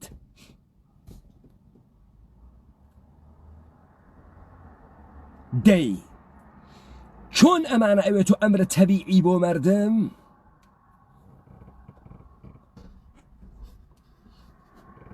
دکتۆر کەریمە سەنجابی لە خاتراتێکە کە لە ئەمریکا تعریفیەکات و فایلە دەنگیەکەی هەزیارانە ڕاپەڕین وەختی خۆی من بووم کەسێک بە ناوی داڵەهۆ بمی هەناردبوو ئومیدوارم مابێتن دکتۆر کەریمە سەنجابی ئێژێمە ئێڵە سەنجاوی لە شیرازەوە هاتکین خۆی تاریخە خۆیان بەحسەکە بەشێکمان لە شیراز ماگەسۆ هەنووس داستانە 100 ساڵە پێشە 150 ساڵە پێشە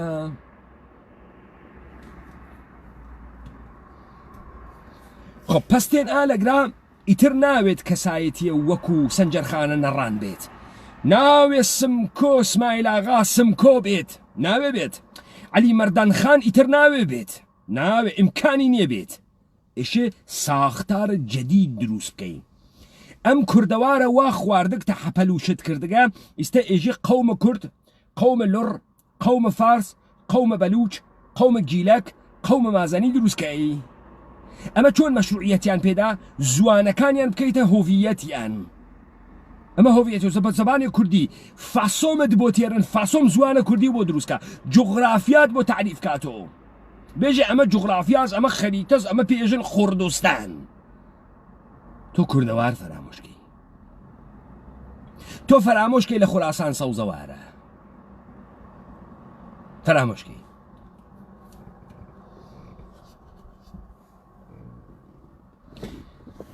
بازار پڕ بکەن لە توڕەهات هاوکات بێن دینە جەدیدە بۆ دروستکەن بچن سەیبراکەت بۆ دروستکەن سەیبراکە هاوکات تەکە حەمەعەلیە بابە جریانە جنبشە مەزهەبیە جەدید دروستکەن حەمەعەلیە باب ئسهارەکە کە بابە لێو دووە ئسهارەکە کە ئیمامی زەمانە میرزا نووری خانە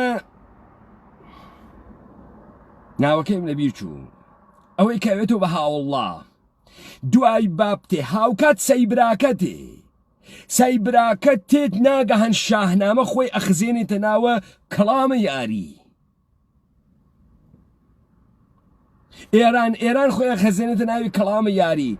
ڕزا خۆی ئەخزێنێتە ناوە کەلامە یاری یارسان ئەوێتەوە دین حکوومەت و دەستگاهە کوردیە یاری ئەوێتەوە دین ئەوێتەوە تەکیە یاری ئەوێتەوە دەروێش خاندانە موشەشعی و ئەفزەڵی و خاندانە زنووری و خاندانە ئاتەشبەگی و بۆ دروست ئەکەن بەهایت بۆ دروست ئەکەن بابیت بۆ دروست ئەکەن دایەکەنە مەڵغەمەی شێوێنن تەریقەتە قادریە تەریقەتە نەقشبەندیە ئەمە لە بەشێکەوە لەم لاوە ڕووناکبیرە بۆ دروستەکەن لەم لاوە سەرانە عەشایرە بۆ دروستەکەن سەرانە جاف سالارە جاف سەردارە جاف خەسرەوە جاف کوڕە فڵانە کەسە جاف سالارە جاف نەوکەرە دەوڵەتە پەهلەوی نەوکەرە دەوڵەتە عێراقی دەی ئەمانتانە بۆ دروست ئەکەن لەبەر خاتری ئەوەی ئەم مەڵغەمە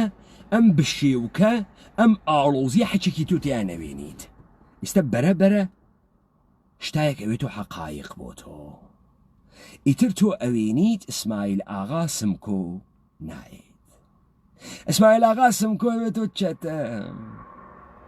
ئیسماعیل ئاغا سمکۆی کوردی عەلی مەردان خانە کوردی دادشای کوردی فەرامۆشەکرێ سەنجەرخان فەرامۆشەکرێ قازی محەممەد کێس قازی محەممەد کوڕە کێس پێگەی ئیجتماعیەکەی کێس چەکارە زەم هەتریوە معلوم نییە تێرنی خەنە سەر حیزب دموکرات جمهوری مەهابادە تاریخی بۆ دروستەکەن خاص تاریخیان بۆ دروست کرد خانەوادەکەی منتەفع بوو وەکو کوڕەکەی ڕەفسنجانی بوو وەسەر جنازەکەی باوکیەوە ئەگریای و فیلم بگیر فیلمم لێ بگرە قازی محەممەدیان برد ئیتر کارکردی هەرەوە نەبوو گەورەیان کرد فویان تێکرد شخصیەتیان پێدا وتیانی تر تەماشاکە هاتکی تاگرا ناتوانین بگەڕێتەوە دووە ئەو کوژین ئاشە خالەس ئەخۆری پاتە ناخۆری پاتە ئێشە بیخوایی بردیاندایان لە سێدارە بوو چون کاریان بۆ قازی محەممەد ئێستا بە قازی محەممەد چیان تەسبیت کرد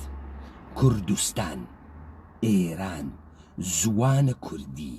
حیزب دموکرات ڕەهبەرێکی لە سێدارە دریاک ئێستا فازە دووەمە حیزب دموکرات چییە مبارزات کورد فازە دووەم ئەمەسە ئەمانە ئێشەی یەکسری ئەمەلیات مسلحانە تحت ناوە حیزب بکەن بە ئەندیشەهای مارکسیستی وەلێ هیچ وەخت ئەم فازە مسلحانە ناوێت زەربەی کارە کوشەندە بدا لە پەیکەرەی دەوڵەتە ئێران ناوێ بیدات هیچ وەخت ناوێ مەتفاقە بکەفێ هیچ وەخت ئەمانە لە بارە نظامی و ناوێت دەستکەوتیشوە دەستبێرن ناوێ حتا وەکو ئیسماعیل ئاغا سمکۆ تەورێز بگرن نانە شتە نییە ناخوا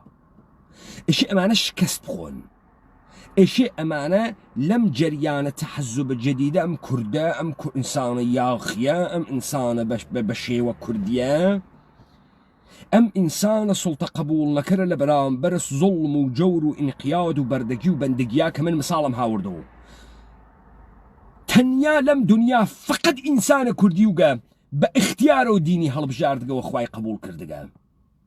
گەی گەسە جێگەی خوا زۆر بێژە قبولی نەکردگەلی بۆی تەسلیم نەوگە ڕابەتەیشی تەکە خوا ڕابەتەی قەرزار و عەبدە گوناحکار و بەشەرە گوناحکار نەوگە من لە خاترەکەی تراوتم کابرای کورد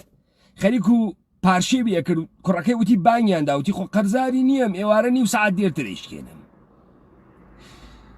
کاکە ئەحمە و چووە سەرە کەژەکە وتی هۆ هۆ هۆ خوا وەجێ خوا جواوی داوە خۆی وتی بەڵێ ئەحمە وتی خوا خوازانی قەرزارم ئێژن لە قورعانە وتکتە لە تۆ حرەکەت لە من بەرەکەت ئەوە من حرەکەتم کرد قەرزەکان بەم ئەو لەزیزە کوڕم فرە نازار و گەنان و کەری بەیانیانی نەفەوتی ئەگە ئیستەوە قاشی دەسی مێش ئەگرێ سێ تەلاقەی ئەحمە و کەوتوێ خوا ئەو بنێشتمە بشۆری ئەڕۆمە هاوارە و مۆکاکەی دەی کوڕی بیشۆرە رابطە کاملەن منتەقی بوو بە ئیختیارۆ دینی هەڵبژاردوو بوو تەسلیم نەبوو بوو لە خوا نەترسیا بوو لە جەهەنەم نەترسیا بوو کاملەن منتەقی نەوەکو مەسیحیەت نەدوای ئەوەی کە بەشەر گوناحکارە و کەسیفە و چەپەڵەوەیشێ بەرامبەر بەخوا دائیمەن تەزەڕوعی بێت و زاری بێت و بترسێت و ئەجداد ئێمە وانە بوو خۆ بۆیە کاورای کورد باوەکانە من و تۆ دزیان نەکرد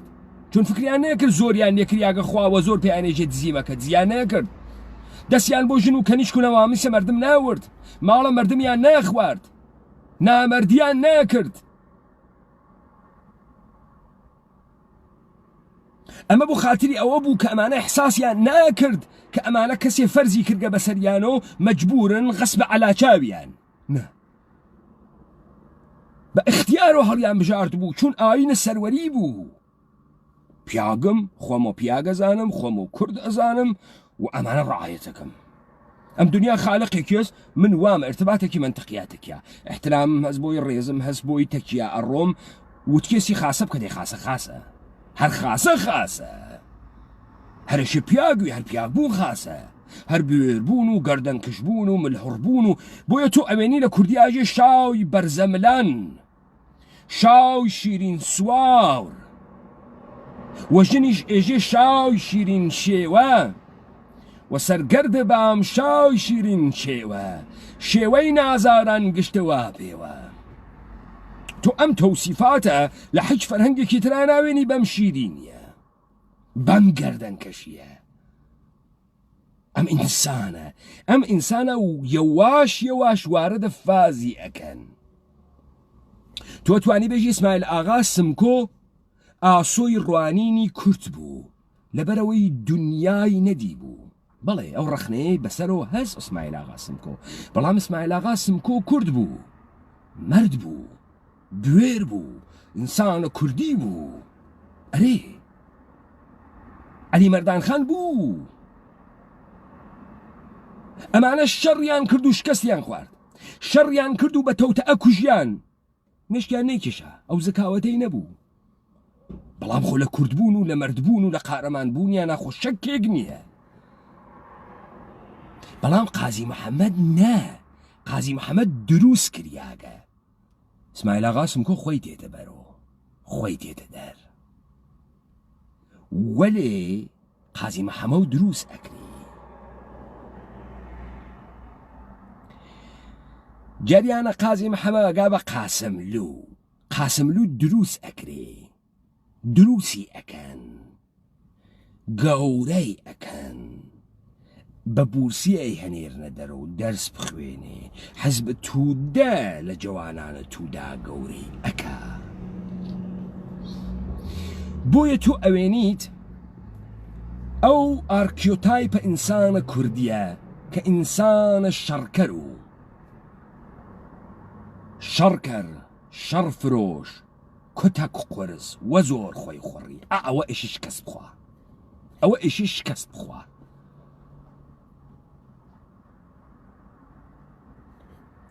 پس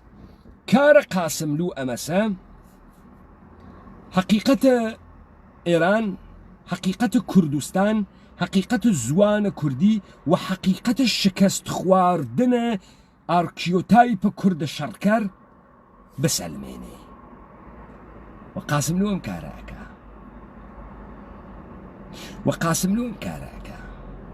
قاسملوو عمرە خۆی کردگە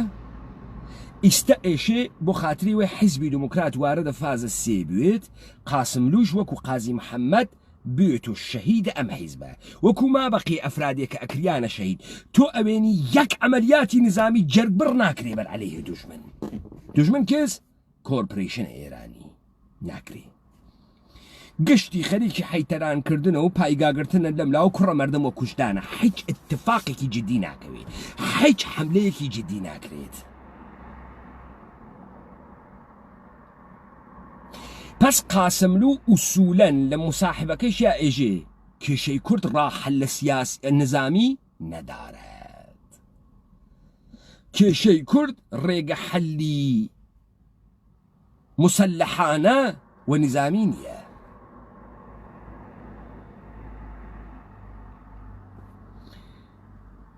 ئەمانە گەرەکیانە بە دوو جۆر تعبیریکەنەوە دەستوێتە کە کاملا مەوزوعی وازەحە کە ئێمە بە ئەسڵحە ناتوانین بە مافە خۆمان بگەین بەڵام ئەوانە گەرەکیانە بێژن کە حکوومەتم مرکزی قاسملو وایوت کە حکوومەت مرکزی بە ئەسڵحە ناتوانێ ئێمە لە خاستەکانمان بواتە دواوە حکوومەت مرکزی تەپی داگەسە لەسەرە تۆ جزێ لە ئێرانی وایتە ژێرە تاریخیە وایتە ژێرە قانونیە وایتە ژێرە پەرچەمیە چی نەمیتونە بە ئەسڵحە بتگرێ چۆن نەمیتونە بتگرێ دە ئەمە ناخوا درۆەکەی وانییە هاتکە و تەپیشی داگە وا لەوە ملتا و فەرمانداریشی هەسوو وستانداریشی هەسوو جوزە ئەوەیتە و شناسنامە ئێرانی وا لە گیرفانتا و حقوقی لێگریت و تمەن وا لە گیرفانتا چۆن نەمیتونێ توانی گێسی قاسملو خۆی هەڵئەگەڕێت و ئەم جملە تاریخیە بەحسەکە کە مەسعودە بارزانیش لێودات بارها بەکاریەوات کورد کێشەی کورد ڕێگە حەلی نظامی نییە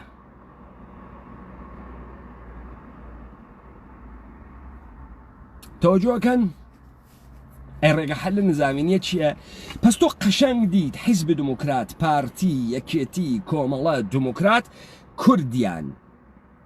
لە سەرزەمینە کوردەوار ماهیەت گۆڕی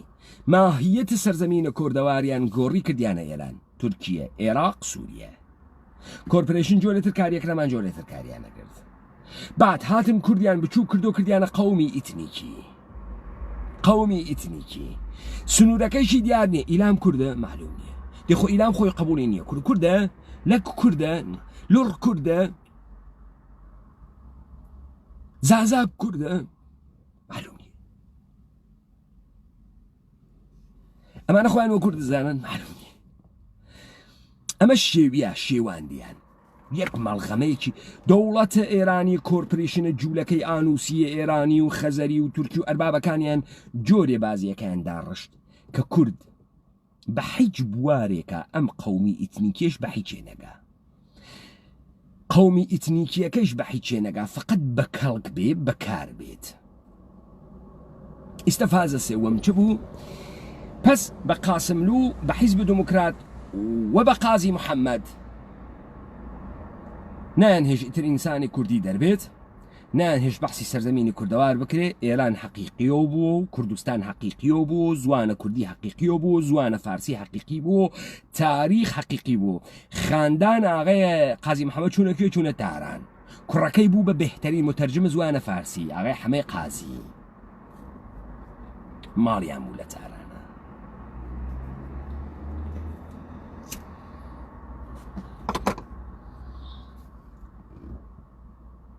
ئای قاسملویش ئێژێ من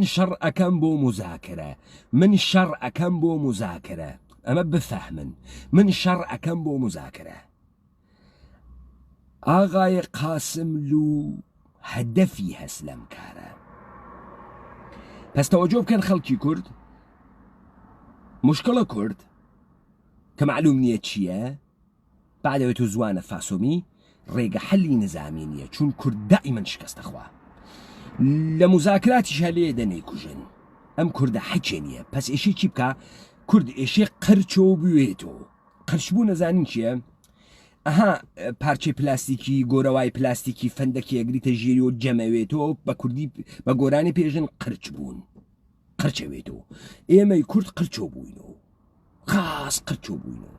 دە ئیستە ئێشێ چۆن کارکەین ئێمە ئێشێ ئیستە متەمەدن بووین ئۆکەی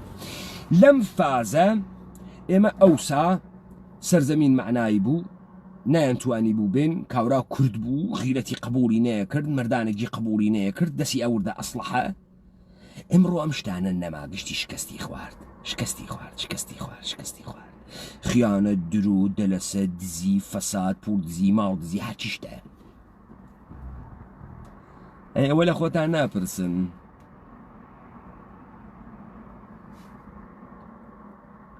ئێوە لە خۆتان ناپرسن بۆ کەسێ نایەدەم حکوومەتە فاسدەی حەلیمە کۆکاتەوە خەڵک نیە لە پشتیە کازمی نازانێ خەڵک نیە لە پشتیە بە مەگەر بە چقانێ کەرکووکی نەکرد ئەوایشە هەولێرەگری ئاوایشە سلێمانیەگری باوەڕکەن بۆ نایە مەگە نازانمە خەڵک نایەتە خیابانێژێ با حکوومەت بێتەوە با پوڵەکەمان حکوومەت بیدا و با مەعاشەکەمان حکوومەت خەڵک حەج کەس نیە لە پشتیە ئەم حکوومەتە حەلیمە بۆ نایە کاریان هەست بەمە کاری مەراحل فاز بە فاز پس ئەمانە ڕووناکبیر پەروەردە تئوریە سیاسی تەوەجۆ بکەن مەرحەلە بە مەرحەلە ڕووناکبیر کورد تعریفەکاتەوە کورد چییە؟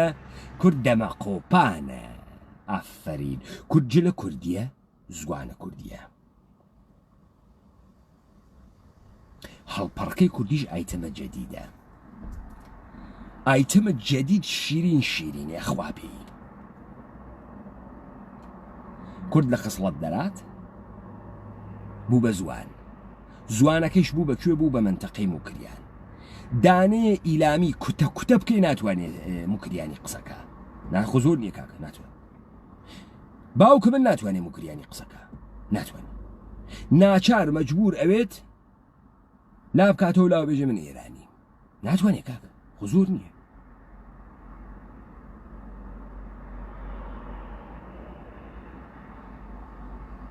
کرمانجی تێنە زۆر خۆ نییە ئەم زوانە کوردیە ئێستا فازە سێوەم دەستی پێکرد لە قانونە ئەساسی جمهوریە ئیسلامیە مادەی 15 ئێژێ زوانە کوردی تەدریس بکرێ ئێستا لە دانشگاکانە تەدریسەکرێ باشە زوانە کوردی ئەم زوانە یەک چمکیتیانیە دارە بەوەی کە کوردیانی چی یەک چمکیتیانێ باسی سەروەری بکە نەزم تۆ بەچی بەکاریەوەی بۆچی بەکاریەوەی تۆ هینێ فعل بەکار بۆی بە چ کارێکەتێ مەسەڵەن بێژی حەشیمەت و جەمعیەت دە حەشیمەتیش عەرەبیە لە حەشمەتۆ تێ یعنی حەیوانات یعنی مەڕووماڵ حەشیمەت بێژی پاوانخواز و تۆتالیتەر دە تۆتالیتەر مەفهومێکە هانە ئەرەنت و ئەمسالی هانە ئەرەنت و مەکتەبی فرانکفورت دروستیان کرد خۆدە شەخسە خانەمە هانە ئەرەنت دروستی کرد تا حکوومەتە هیتلەر دروست نەبوو تا دەورانە نازی نەهات ئەم هات بەم دەورانە وتی بەم حکوومەتە وتی تۆتالیتەر بەوتی دەورانە تۆتالیتاریزم و هات خەلقە مەفهومێکی کرد بە ناوی توودە ئیسە تۆ چۆن هاتکی چمکێکە لە ڕەوەندێکی تاریخیا دروست بووگە هەنا ئەرن تاورگەزی کردو پاوانخواز وەڵا پاوانەکانی ئەزرنگێتەوە قافلە لە هەولێر ئەگەڕێتەوە پاوانخواز ئەنی چی پاوانخواز حەژیمەت پۆخڵەوات دێخۆ پۆخڵە تورکیە پۆخ مەگە تورکی نییە پۆخڵەوات ئەمە کوردیە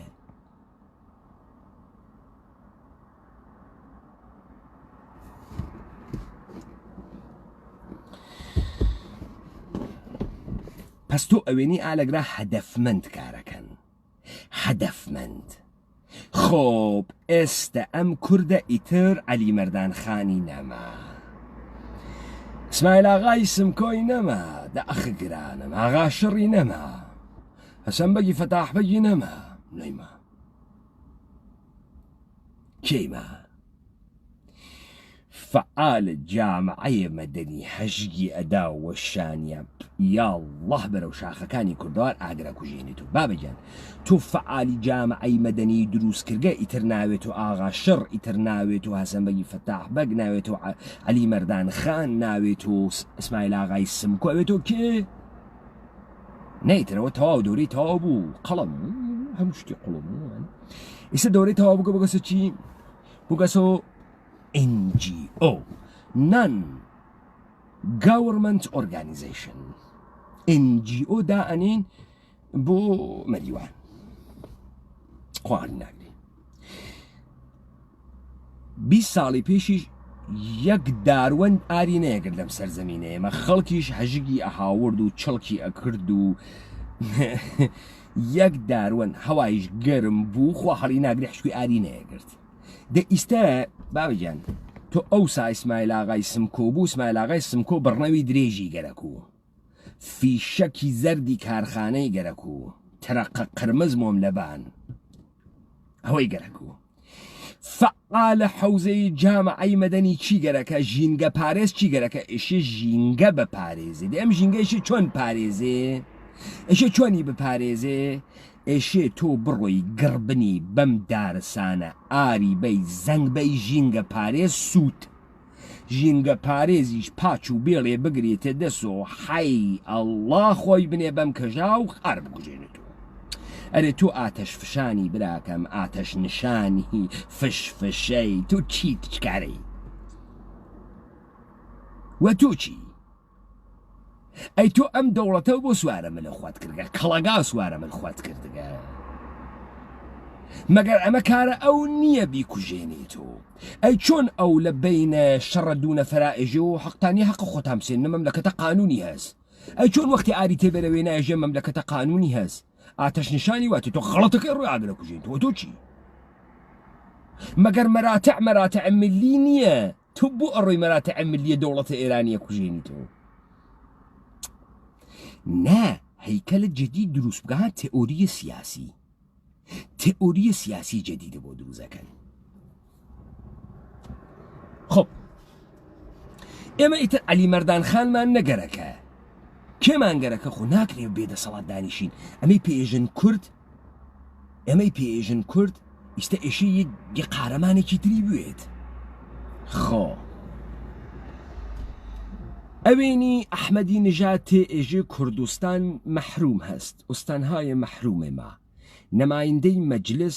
جلەکی کوردیە کاتە بەری ئێژێ ملەتە مەحرومێ ما ڕۆحانی تێئێژێ تەبعیزاتی هەست ئوستانی کوردستان مەحروم هەست فەقر هەست بیکاری هەست کاورای کوردیژێ و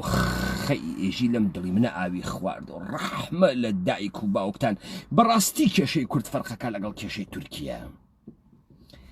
ئیستا لە دەوڵەتە جوولەکەیە قەزەریە تورک ئیسمەد ئۆنۆنۆ کوردە بولند ئیجوید کوردە تورک و توزاڵ کوردە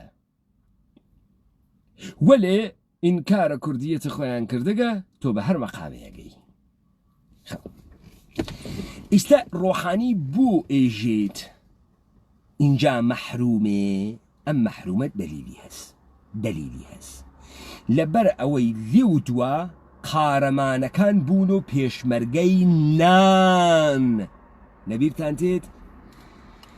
چمکە پێشمەرگەی نان کێ دروستی کرد دەستگاهای ئەمنیەتی دەوڵەتە ئێران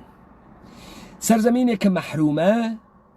بەلوچستانمان ئەوێتۆ سوختبەر کوردستانمان ئەوێتۆ کولبەر سوختبەر کولبەر تەوەجۆ بکەن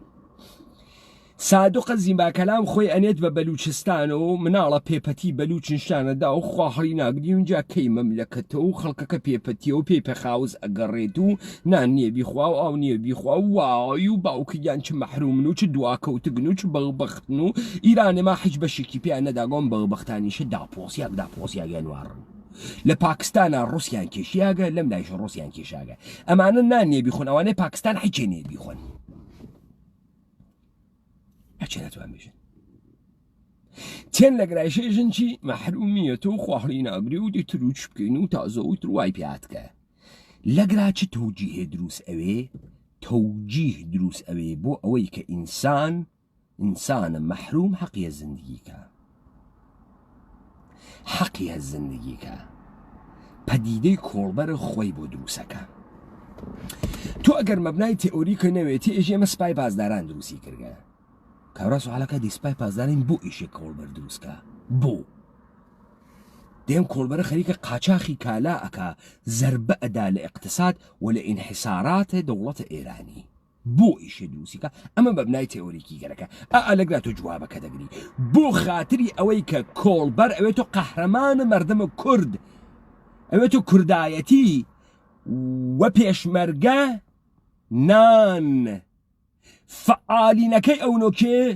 فعالینەکەی ئەوە فعالین نخبەگان ئەحزاب گشتی هەشتەک ئەداتە قەی خشتەک کولبەر نەکوژیت بڕۆن تەلەڤیزیۆن و ئینتەرنەشناڵ سریال دروست ئەکا مساحبە ئەکاتەکە کولبەر دانەیەکە بۆ تێرن ئێژێ من فەوقی لیسانس هەستەمێ وەکو کەربار میبەرەمەنێ یەکێتر ئێژێ من قەهرەمانی دەو هەستەمەنێ وەکو تانجی میدەوە منێ مەڵا مەداڵ هەمدارە منێ افتخارە میکونە منەیەکەی کۆڵبەرە منێ کۆڵبەری شیکە تۆ بێسەواد نیە خۆڕێ وەکو هێسرواکەی تۆ ئەمە کاورا وەرجسکارە لە هەرکوێ دنیا بووە ئەمە حڕایە کرد پوڵەوە لە حشکوێ دنیا و دەوەندە پوڵادە من وامە ئەم بریتانیا تۆ یەک وەرزشکارە کوشتی گیرە دەوەندە ناوێنی میلیاردر وێ گشتی وەکو سەگەشێ کارکە ئەوە وەرزشە حرفەیە کە پوڵی تێخەن تنیسە گۆڵفە کە وەرزشە ئەشرافزادەکانە بەسکتباڵە لە ئەمریکا و فوتباڵە لە جێگەکانی تر دەناتۆ قارەمانە شناوە حەجکە هەر لا نێ ناکاتەوە لەگرا ژنی قارەمانی شنای واتیە باوەڕکە لە خیابان ماتەڵە وەختە بمرێ بۆ مەتەڵەکێ نەبۆ پوڵ مەتەڵەکی پێبێژی شیرینی چ ناوشانە پانێک باز ئەمە تۆ لەکوێ فێر بووی و من دەوەندەم و دوودانەمە داڵم هەزوو کەس نانم پێنادا چاو دەرەهات دەوەندی من لە ئەتەقی دەوەندی ئێستا ئەم دەوەندە بۆ تێرن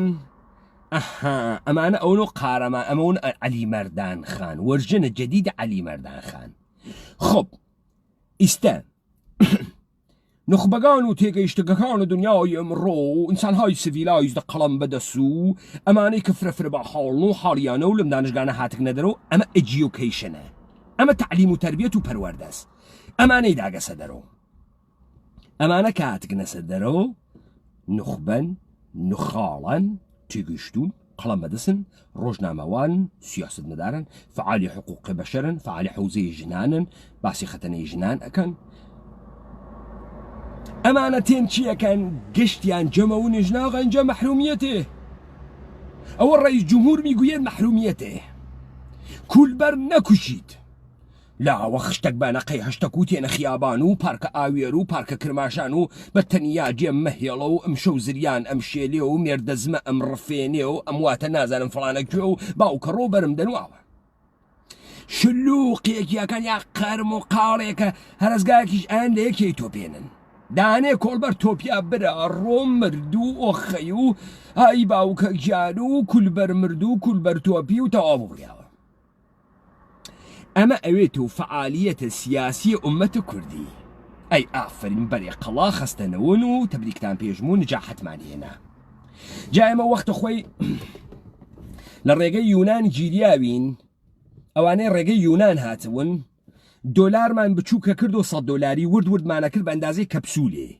ئەمان کردە ناوی ساون یا قوتیانە کرد یا جێسازیانە کرد پۆلیس بتی گرتە یا قوتەوە کرد دۆلارەکە لە بەرەوەی $2 نەکەوی هەفەش لێ بوو ئێمە ئەنگرتو لە یاباجی شعبە دیپۆرتمانکەنەوە بۆ زاخۆ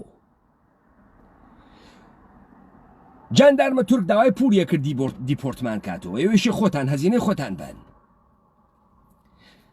کەسیش پولی ڕوونەیە کردانێ لەم وەسەتە فەقیری هەڵساوەتی وەڵام من $400 وا پێ بەس قوتم کردووە کاورا ژنانی نەخوارد و برسی و گشتی لێ کۆ بۆ تخوا بێ زەحمەت دێ بەشکم و کارێ بکەیت و دەریبیری بکە کە دێشی بڕۆمە سەراو تا دەربێت گشتی کۆ بووە بیکەن لە ڕێی خوا و جاندرمە و نانبێرە و ئەم نانی خۆی پێدا و ئەو ئاوی پێدا و لە بەرەوەی کاورا بڕاتە سەراو کابرا چووە سەرا و هاتۆ سێ لە پوڵەکانی دەراوەرد و دانێکیان دیارنەوە گشتی وەسەف وێسیا و ئەو پرسەس ئەو استقبال لە وەرزشکارەکە هەر هاتۆ ئەو پێکەنینێکی کرد و گشتی ڕۆحی تیاتۆ ئەوتی بەڕاستی تەبریکە پێشم و سەرکەوتین و نجاحەتمان هێنا و بەڕاستی و زۆر باش بوو نجاحەتمان هێنا مالتا عجيب إستا كومال جاي معنا وافكر وبراسي ونجحت من هنا وكل ونجحت من هنا وزور سباسو وبراسي وزور تيجيشتين وبراسي أما أو ديما نسوتو يا أخو الخينن بس تولك راويني حزب الديمقراط كار أكا ولي نبو كرد نبو كرداتي نبو كردوار بو إيران دولة إيراني وأرباب كناني بيدا كتشيبكا ككرد كحقيقة تاريخي كحقيقة بشارته ونابوديك كوماليش هروا باكاكيش هروا يكيتيش هروا بارتيش هروا قطب الدين صادقيش هروا زياء دينيش هروا فعالين حوزي حقوق بشري هروا فعالية حوزي جنان هروا انجي اوكان هروا قشتيان ويكو خريكن كرد نابودك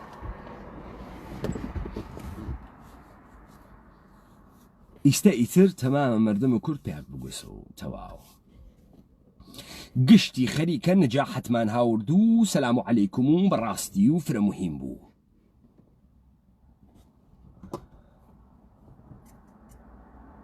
نجاحة يعني سركوتن عربية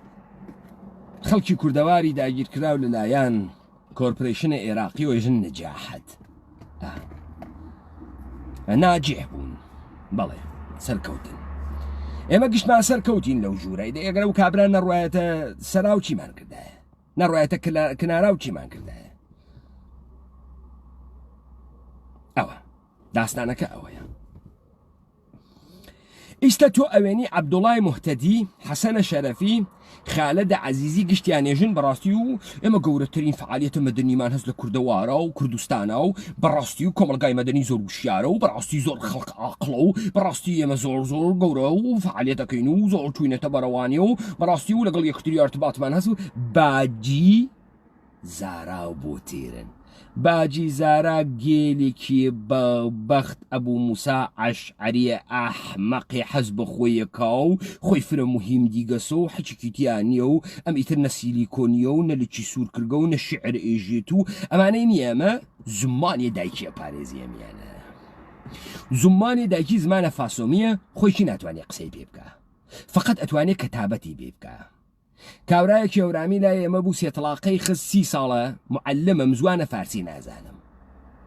كاوراوتي دي چو تو 30 ساڵە معلمي زوانة فارسي نازاني وتي كولا نازانم قسە بکەم ئەتوانم بنووسم زوانە فاسومی ناتوانم قسە بکەم فارسی ناتوانم قسە بکەم فاسومیەکەی وازە دەم ئەپێچێتەوە یەکە حەجە ماڕ و حەجی مەتووە دواتوە دەم ئەپێچێتەوە یەکە ناتوانێت قسەی پێ بکەی وەلی ئەتوانی بینووسی تۆجۆکەن ئاواسە باجی زاراتێرن مەمکۆڵانە بە پەنجە خەیچەگیان بە لەنجە تێتەوەسەت و زمانیە کورتی بیدە لەبەرە شیعرێکیش ئەگەر لێی تێگەی ئێمە ناو خۆمان ئاوەزەکەین ئیدعایش ئەکا زاراوەکانی تریش ئەزانێ بەگیانتان نایزانێ بەگیانتان هەم کرمانجی نازانێ هەم کەلهوڕی نازانێ کە قسە ئەکا نایزانێت وەلێ ئێژێ کوێر وەلای نازانم چی و سەرباش قەس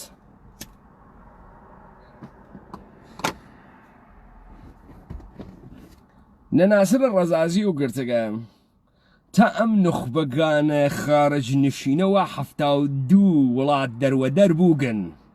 ئاژە کەوت کەسە بەینمان حەوکەژ و حەوک و مەگەر بای شەماڵ ممگەینەی بە تۆ 72 وڵات دەربەدەر بووگن ێسێکە بۆ دەوڵەتی ئێرانی کارەکەن ئێستێشە چاوەڕوانن $1000 دەوڵەتی ئێرانی پێیان بە هەی داوەشەی کورە تۆزێ مەردووە بڕۆ خیابان ئیشە تاکسی بکە کارێکی نییە بڕۆ ئیشە پیتزا بکە بێبا من فێرە کەسابەتێکە بکەم بڕۆ بۆ خۆ کەسابەت بکە پر بەدبەخت بە وعدەی ئەمەی کە بڕۆن و حەلیم و کوردستان و مقابلەی تلویزیونیان تەکا بکەن و نەناو دەسەڵاتە بێن بچن و پێ بژن بەڕێزم و ڕۆژێ پێ نێژن بەڕێزم ئەمرێ هەر ئەمرێ یەک ڕۆژ ئاوەکو سەمەداغای ناوە فیلمە سەمەد بوو وەختە خۆی لەو کۆرپۆرێشنە ئێرانیە فیلمێکیان دروست کرد پەرویزە سەیاد دروستی کرد بە ناوە سەمەد کاراکتەرە سەمەد وا بوو پیانەوت سەمەد خۆی و سەمەداغا لەبیرە نەچوە منیشی بێژی سەمەداغا کاراکتەرێ تر بوو چووە شار و هاتووە ڕیانە چووە شار لە شارە دەستشویە چوو بوو هاتووە یەک کراواتە پانی زری بەستوو بە کوچەواڵ و کراوات و لە لادیەکەی خۆیان ئەڕوویە ڕێوە ناوی عینوڵڵا بوو سەمەد پێ ئەوت عینوڵڵا ئەو قینیە هات پێی بێژن عینوڵڵا پێی خۆش بوو بە ڕەسمی بانگی کەن لای ئەکرد و ئەیوو باقرزادە خۆی داوایە کرد لە خەڵکی پێی بێژن باقرزادە تا شخصێت پیاکە بۆ لەبەر کراواتی پە حتا کراواتەکە پانتر بوو شخصێتەکە گەورەتر بوو وەکو خالەدە عەزیزی عینە باقرزادەز حەزەکە وەکو پێ بێژی باقرزادە ئەمانە مەوجود بووگەن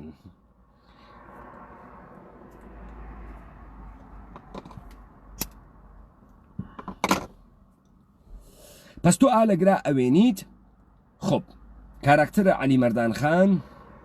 کاراکتەرە ئەسماعیل ئاغا سمکۆ ئەگۆڕێت ئەبێ بە چی ئەو ئەبێ بە پێشمەرگەی ئوردوگا پێشمەرگەیش عنسورێکی ترسەزاوری خێڕی بێ عەقڵی دەرچووگی حیچەوەسە نمونونەکەیمان لە کەرکووکا دی نمونونەکەیمان لە ڕاسان و تاسانە دی نمونونەکەیمان لە ئوردوگاکانە ئەمانە دی لچ سوورکەر و سکس زەنەقەی و ئێستا پێشمەرگەی جەدید هاتکە فرەشیکە گشتی حەزی پێکا کوولبەر ئەڕواتە شەبەکەی یەکی سدا و سیما ڕواتە بەرنامەی عەسر جەدید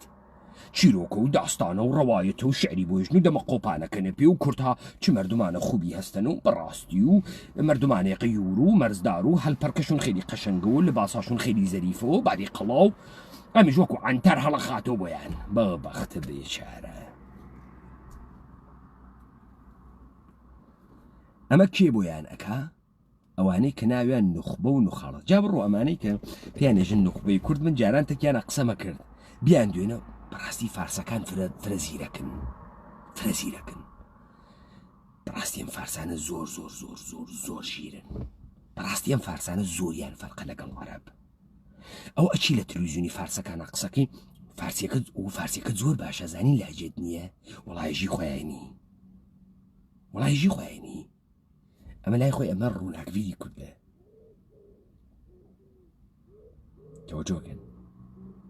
بارها دیگم ناو نایێرە بخوای نەزانم کێژم هایستە لەم لایبا هەنەزان کێ هایژم کە بار هیانە ڕەهبەری حیزبێکە باوەڕکە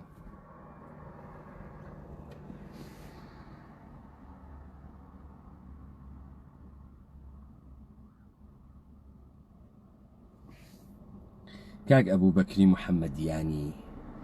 باوەڕ کە باوکم جاشنەوگە بگیانت خۆشم جاش نییە وەلێ بە شەرەفت تو دینە تماشەی سەر و قیافەی خۆت بکە تو دینە چەند دەفعە و خۆت و بابەتیان وتکە چەند دەفعە من دیارە کێم کوڕکێم باوەڕ کە ئەربابەکە وامەچەی هیجری وێت و عەبەی موحتەدی وێت وا پەکەکەوێت ئەوەنە نوقتەی لەسەر من بوایە نێشاردۆ ئەوەنە نوقتە بیوایە نێشاردۆ وەلێ تۆ بێژە ئێمە چۆن جاشینەوە خەریک من شی ئەەکەم و تۆ چۆن جاشی خەریکم شی ئەەکەم و تۆ بێژە وانە تۆ بێژە لە پشتە ئستدلالە مەحرومیەتە کوردستان کە خروجیەکەی ئەوێتەوە کۆڵبەر بعد بۆ تۆ خۆراکی سیاسی دروست ئەبێ کە تۆ مبارزەی سیاسی بکەی لەوێسە تۆ دێ ئەگەر کۆڵبەربازی نەکەی چی ئەەکەی یعنی تۆ نەیتە دەرەوە ئیستەنێژی کۆڵبەر و ترەندە و حشتێک بە نەقەی خشتەک و باجی زارا و بەرای هۆڤیەتش مرد هۆڤیەتی چییە دێ تۆ ئەمەنەکەی چی ئەەکەی ئادەی بێ بە من بێژە چی ئەەکەی شتێترە هەزبیکەی کارێترە هەزبیکەی براگیان خۆ من حیش تعارفێکم تکە توانیە حیج ڕقێکیشم لە تۆ نییە ئەمە تەقابڵە دوو دیسکۆرسە ئێمە شەڕین واینە شەڕە ئێمە ملەتێکی نابوت کریاگین ئێوە بە ئیستدلالتان و سوار ئەم کۆمەڵگا بووگن ئێوە بووگن بە مەحەل ئێعتبار قسە ئەکەن بۆ ئەم خەڵکە لێتان قبوڵەکە خیانەتەکەی ئێوە وا لە ئەوێ کە بووگنە جێکەی ئێعتبار بۆ ئەم مەردەمە یە سەردەمانێ تریبوونتان گر کەسە دەسەوە معتەمەد دروسەکەن بۆ خەڵک دکتۆر دروسەکەن پسپۆڕ دروسەکەن بەناوی دکتۆر و بەناوی پسپۆڕ و تێن قساکەن بۆ خەڵکی بەوبەختی ئێمەش قبولێکە خۆ ئەم خەڵکی ئێمە براکەم خۆ ئەم خەڵکی ئێمە تاعون لیانی نەداگە ئەم خەڵکی ئێمە ئێوە گۆڕیکتانە وا فکرەکات و فەقیرە باوەڕکە ئێوە واتان پێکردگە فەقیرە وا بیرەکاتەوە چون ئێعتمادی هەست بە ئێوە چۆن ئێعتمادی هەست بە ئێوە بەوەی کە پێشمەرگە ئەکوژێت بۆەوەی کە مەسەڵەن حیزب دموکرات 5,000 نەفەری لێ کوژیاگە وەڵڵا ئەوانەی کوژیان مامۆی من بوون خاڵۆی من بوون ئامۆزایکی من بوون من لەسەر ئەو ڕەچەڵەکە هاتکم لەسەر خوێنە ئەوانە هاتکم ئەوانە کوژیان بۆ خاتری ئەوەی تۆ ئەم بازیە باوەڕکەی لەبەرەوەی ئەوان بوون و جێگەی ئێعتماد بۆ تۆ قاسملویان کوشت لەبەرەوەی حیزبی دموکرات بە جێگەی ئێعتماد بۆ تۆ بمێنێت قازی محەممەدیان کوشت لەبەرەوەی حەقیقەتێ بە ناوی حیزب دموکرات دروستکەن عەزیزم ئەمە بازی سیاسیە لە بازی سیاسی ئینسانەکان هیچی نیەن نەفرێک و دوو نەفەر 100 پاسدار و 2000 پاسدار بۆ جمهوری ئیسلامی هیچی نییە 100,000 پاسداریش هیچی نییە گو ئینکە لە شەڕ ئێران و عێراقا 1 ملیۆن نەفەریان کوژیە هیچی نییە پایەی نظام و سوڵتەکەیانی تەسبیت کرد مانگی 4 ملیۆن تومن 3 ملیۆن تومن حقوق و معاشدان بە خانەوادەی شەهیدی شتێک هەزینەیەک نییە پاسدارێک لە پادگانێدا کەوتوێ مانگی 4 ملیۆن تومن حقوق بگرێ بیکوژی بڕاتە ناوە قەورسان هیچ فشارێک نییە لەسەر بودجێ ئەمنیەتی سەرزەمینەی عەزیزەکەم ئەمە بفەهمە خەڵکی ئێمە ئێژێت دە حیزبی دموکرات لێ کوژیاگە دێ بەخوا خاڵۆی من کوژیە فرەیش جوان و خوشتی بوو بە ئەسیریش کوشتیان تا ئاخرین فیشەکی شەڕی کرد یاروانی کە لە قەنی پاوەیەکێکیان خاڵی من بوو ئەوەی شەڕەکەی تەرگاران ئیقباڵە حەیدەری ئامۆزاگەم بوو 1 نەفەر لە بەرامبەر ئەرتەشی ئێران بیسیە 1 نەفەر لە تەرگارانە منتەقەی ئێناخی 1 نەفەر شەید ئیقباڵە حەیدەری ئەوەی دۆڵی دەری باوەجانی ئەندامە کۆمیتەی ناوچەی کرماشان شەهید جەلیل حەیدەری مامۆ بوو وەتا ئیساوان من نەوت کە خۆم لە 16 ساڵەگی و ئاوارەی کوردایەتی و کوردبوونم لە 16 ساڵەگی و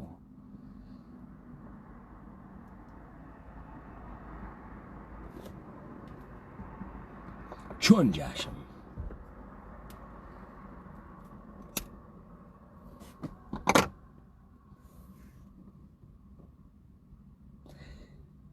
من خەڵکم کردگەسۆ قازی گوێ لە ئێوە بگرێ لە کامنتەکانتان لە بەرداشتەکانتان باوەڕکەن پێم خۆش و ئەقڵتان بواە باوەڕکەن پێم خۆش و فکرتان کردایەتەوە پێم خۆش بوو حریفێکی خاص وایەنا ئینسان دەست و پەنجەی لەگەڵ حریفێکی گەورە کەرامەتتان وایە تۆزێ مرد بواەنا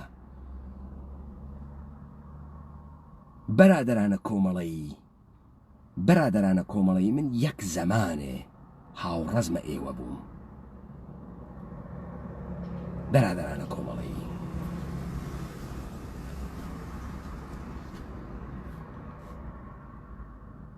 ڕەهبەرەکەتان خاسە زانێت خاسی ئەزانێت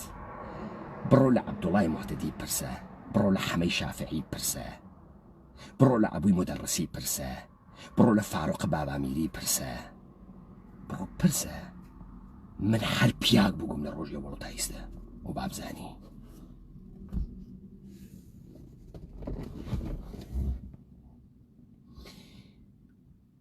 من ئێشێ ئەم ساحە کۆ کەمۆ لە ئێوە کۆی کەمۆ من خەریکم بە ئیستدلال قسەکەم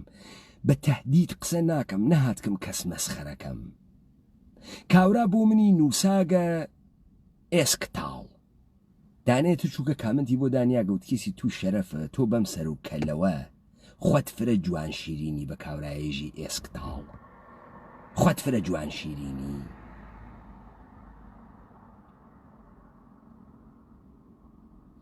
وا ئێژی کەلە و پاچە بە واجبی پاککریاگەکانە چوارڕای ئۆجاخی کرماشانی کابرا بووی نووساگە عەکسەکەیشی دانیاگە بابەگیان ئەیب ئەگری ئەیبە دروست بنێوەقی ئینسانەوە ژێ وەختە خۆی لە هەڵەوجە دزێ بوو هەرچیە ئەدزیە ئەڕوین ئەیانگرت ئەیان هاور دەسێ ئەیان کوتا ئیعترافی ئەکرد کە دزیوێتی ڕۆژێ حەچێکی نەکرد و پەلاماریاندا گرتیان پۆرسێ لەیاندا شۆرتە ئەرەوتی بۆ لێمەدەن پێم بڵێن کوێ بڕاوە با بزانم وتیان وڵا دوکانە مەسەڵەن حەمە چەڕکی بڕاوە کورەوتی سەگی سەگ باب دێ من دزی بکەم چکلی دیژە دزم من بدزم چکلی دەدزم براکەم ئەیب ئەنەی پێم و ناوم لێ ئەنەی ناوێکم لێ بنێ پێم بخوا ناوێکم لێ بنێ نابودم کە تۆزێ بە عەقڵە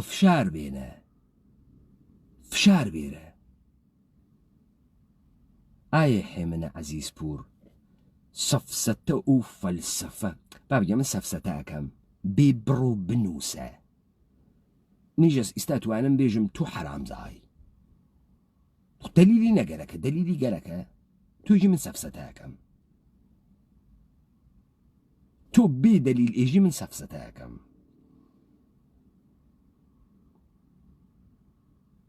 من جێژم تۆ توخمە گەوادی دەلیلی گەرەکە نەگەرەکە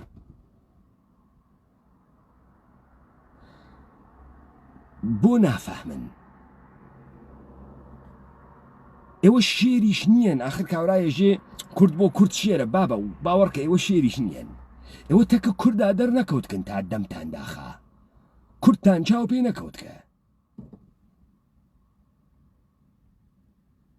ئەنا کاورای کورد هەس تو دەم بکەیتە دەمە هاڕی زاتە نییە قسەی ئەحمەقانە بکەی بەلایوە ئژە لاوە فلتە ئژە مامۆسایە لە مزگەوتا لە جوانڕۆ وتی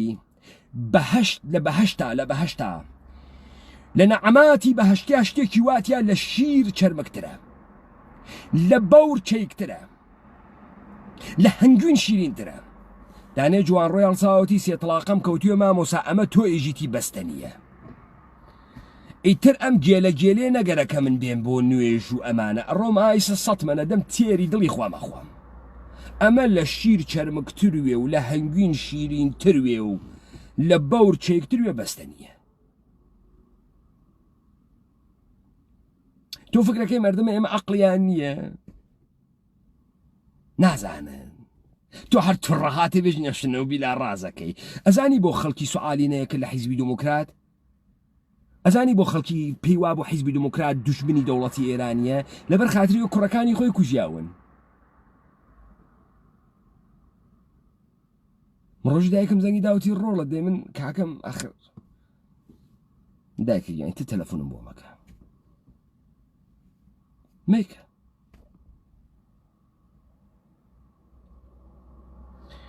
من ئەگەر ئێژێ حەڵاڵزا لە خاڵۆیە چێ ئەگەر لە خاڵۆم بکەم نایەڵم خوێنە ئینسانە کوردی بفەوتێ نایەڵم ئەم سەرزەمینە کوردەوارە بفەوتێ خاڵی منی شێکێک وەکو ئیسماعیل ئاغاسم کۆ مرد بوو کورد بوو بەڵام ئوفوق دیدی زیاتری نادی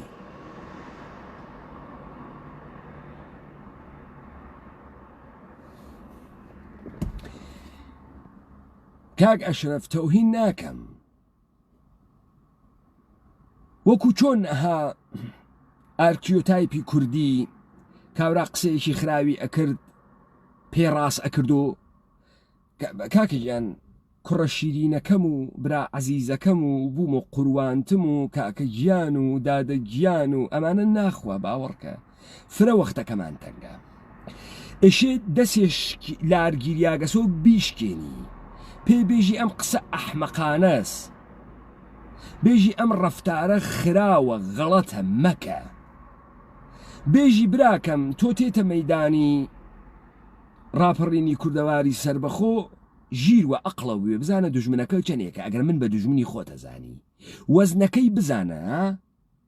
هەڵی سەنگێنە بزانە ئەمەیدانی کێ هاتکی بە ئەندازی عەقڵی قسە بکە با من نەقلێکە بۆ بکەم ڕۆژە لە مەجلسێکا دانیشتووم جەماعەتێ کوردی خوێنشیرینی تیا بوو خەریکوین قسەمانە کرد لەمی دڵز بڕۆ دانەیە هەڵگەڕیاوتی کاک پەیمان وتماوتی تۆ لەگەڵ کەرخەوتووی بە کوردیەکەی معزەرەتە مەز لە حوزور بینەران منیش زەردەخەنەیەکم کرد وتم لەجا کورد هەیە و کارەی نەکردێ ڕەفیقێکم لەلا بووتی کاک پەیمانەوە هەرتەواو ئەحمەق بوو ئەوە قسە بوو کردی وتم کاکەیان ئەو فەقیرە فکرەکە هەر کەسێک وەکو خۆی قسە ئەکا وەکو خۆی ژیاگە ئێستا من بمدایە ناوی زەوقی وەڵە حاڵی نێو مەشیە هەڵسەیامە تێر و پڕنێم بایە ئەو فکرەکە منیش وەکو ئەو لە لادیەکەی ئەوانە بووگم و وەکو ئەو بووگم و حتمما ڕوویگمە لای کەر و ئەیچی وا فکرەکات چون من خەریکم وەکو ئەو قسە ئەکەم ئەو لە من تێگا کاکەیان چون من خەریکم وا قسە ئەکەم تۆ فکرەکەی وەکو منی نە کاکە من دەربەدەری فرەم کێشاگە فرە من و تۆ وەکو یەک نییەین من لە کوردبوونە زیاتر ئازاری کوردبوونم وا پێ بۆیە لە کونە زامەکانم هاتمە دەرەوە تەوزیحم بۆ دا لە ئەوڵ خۆ گوێتدا وتم من لە گرا گوێ ئەگرم لە هۆرە لە کرماشانیش کە بووم پینک فلۆیدم گوێدا بیتەلزم گوێدا نەک ئەوەی کە فرە ئینگلیسیم خاص بوو پێما بوو شیکە من مارکسیستم و دەبێ حەز بە دنیا بکەم و دنیای غەرب و موسیقی ئەوان گوێ بم ئەوانم گوێدا حەزم پێ کرد نەوەی کێسە خۆم بۆ تۆ فش بکەمەوە بێژم پینک فلۆید حاڵیمە و نا من ئەمدی شەهیارە قەمبەری حەزەکا بە پینک فلۆید چون شەهیارە قەمبەریم پێخۆش بوو چون تەرانەکانیم پێخۆش بوو بە ئینسانێکی ژیرم ئەزانی ئەو حەزی لە پینک فلۆید بوو میش حەزم لە پینک فلۆید بوو ئەو حەزی لە بیتەلز بوو میش حەزم لە بیتەلز بوو ئیمڕۆ لەم ئوروپا هۆرە گوێدەم ئەو لەزیز گوێدەم عوسمان گوێدەم تێنەیەگەیمەوە دەفە ئیسە تێگەم نیە تێ حەملەم پێ ئەەکەی دروست حەملەم پێ بکە بەقەدەر ئەقڵم حەملەم پێ بکە پێم مێژە محتادە و محتادە ترامادۆل ئەخوا بۆیە ئەتوانێ قسە بکە ئەی بۆ فکر ناکەی تۆ زەحمەتم کێشاگە لەسەر خۆم ئەی بۆ فکر ناکەی ڕێتۆریک ئەزانم ئەی بۆ فکر ناکەی سپیچ ئەزانم ئەی بۆ فکر ناکەی بە ئەندازەی چوو کە سەرم لە جەهانە کوردیا ئەو قبووگم دێ من هەر دەست ئەوەم و شعرێ بۆ تۆ ئەخوێنمەوە دێ من هەر دەست ئەوەم و شعرێ بۆ تۆ تەفسیرەکەم دێ من هەر دەست ئەوەم و مەتنێ بۆ تۆ ئەخوێنمەوە ئەنە تۆ هەر تێ نەگەیت دێ من لەزەت ئەوم خۆمانە نافرۆشمەوە بە تۆ من حیچێ نییە من دانەیە کوردم من شەخصیت نییم تۆ بێ پوڵم پێبەی تۆ کۆشکم بۆ دروستکەی من حیچێ نییم من وەکو فرد مەوێنە من ڕۆژێک کە بە ناوی ئومەتی کوردی قسەم کرد بەقەدەر قەبارەی ئەم ئومەتە ڕێزم بۆ ئەم ئومەتەدانا من ئەگەر سەلام و عەلەیک ناکەم لەبەر خاتری وەسە شەخسیەت بۆ میلەتەکەم قائلم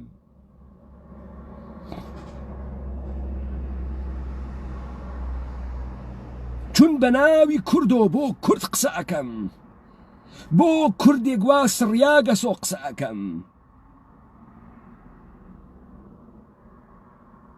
من دەبێت سابتی بکەم ئەم ئینسانە کوردیە چه شکلیە ئەوانەی وەکو من و ئەترسن من ئیمانیان پێ ئەدەم من دەبێ یەکەم کەس بم لە پێشەوەی سپا کە بە کەسێک ئێژم خائن من بێژمی تا ئەویش بتوانێ بێژێتی نەمن خۆم شارم خۆم کەمە کوڕە خاسە لاو بەڕاستی و گشتی بەڕێزن و گشتی کوڕە خاسن و لاو بەڕێز و خواهڵی ناگرێت و من وا بکەمەیتر یەک کورد هەڵناسێتەوە ئەم فەرهەنگە فاسدە هەر ئیدامە پێیاکە ئەم کوردە تۆ ئیمڕۆ ئەیوێنی ئەمە دەستکردی ئەوانەسە وا دروستیان کردگە ئەم کوردە کاکە ئەحمە وا قسەکای ئیتر کاکە ئەحمەوەکەی کۆ نییە گۆڕیاگە گۆڕی گیانە فەقیرە پێیان وتکە قەیناکە مەترسە تۆ ئەوە نییە دەمە قۆپانەکەیتە پێت هەر کوردی ئەو خوی گۆڕیاگە دنیاکە جۆرێکی تر ئەوێنێت دنیاکە بوو گەسە کەوشی پێ و پێ لەنگاو لەنگ ڕەوتی شێویاگە خۆی نەماگە کاورایی تر بۆی ئێمە ئەم کاراکتەرەشکێنینەنا کارمان چییە بە ساحەتە وجودیە ئینسانێکۆ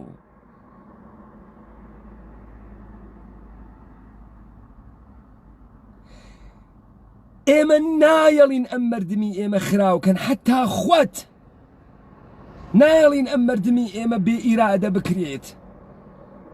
من ئیستا ئەم شەو بە تۆ سابتم کرد ئەمانە مەئموریەتیان هەزوا بکەن ئەکتە سیاسیە خەسیاک بوون و کوردی نابوود بووک ئەمەسە قارەمانێ بە ناوی کۆڵبەرە بۆ دروستەکە سوپای پاسداران بە پۆرێکە دروسیەکە پەکەکەی پێتەخزیە ئەکات ناوچەی پێتەخزیە ئەکات فعالی جامعەی مەدەنی نەقش و ڕۆڵ ئەگرێ جنبش لە کوردستانە ها بەڕێوە خوا نەیوەڕێ چرخە گشتی ئەگەڕێ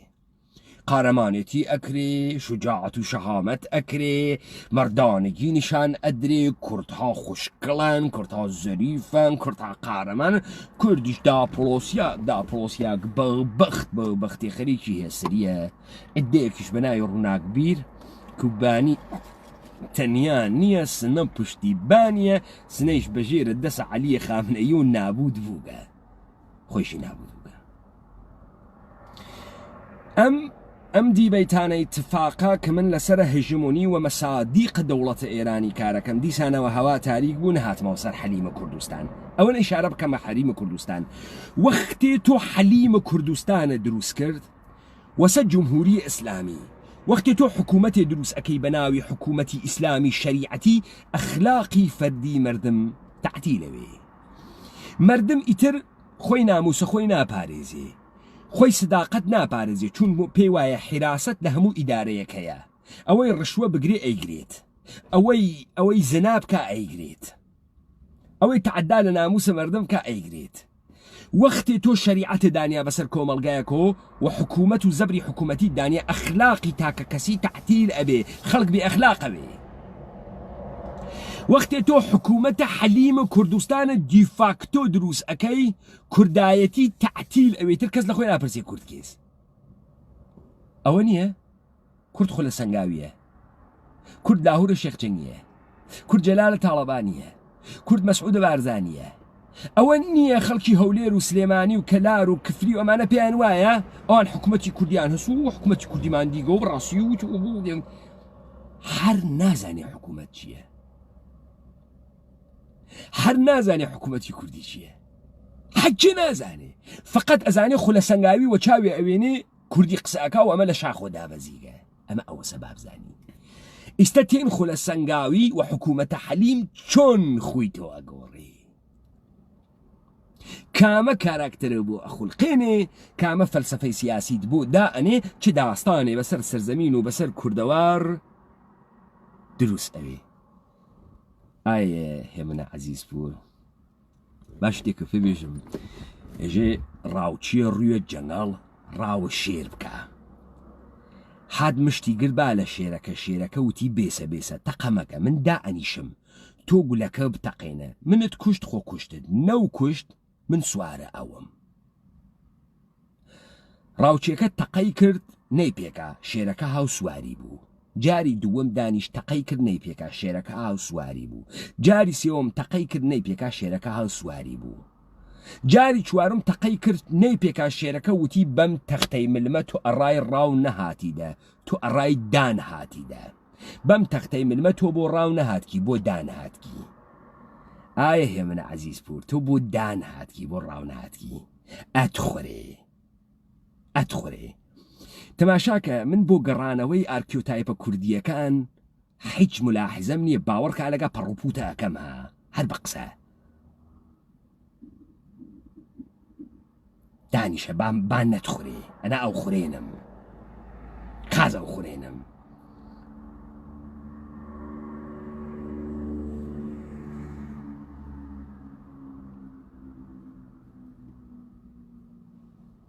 هێمنە عەزیز پوور من بەڕەچەڵک جافم بە دین سنیم بە شار کرماشانیم هەموو زاراوەیەکی سەرزەمین خۆم ئەزانم حەڵیت بوو تۆ ناتوانی حەیتەرانتەکە منا بکەی نە تۆ نە ڕاهبەرەکە نە ئەوەی تۆ وەفرە زلی ئەزانی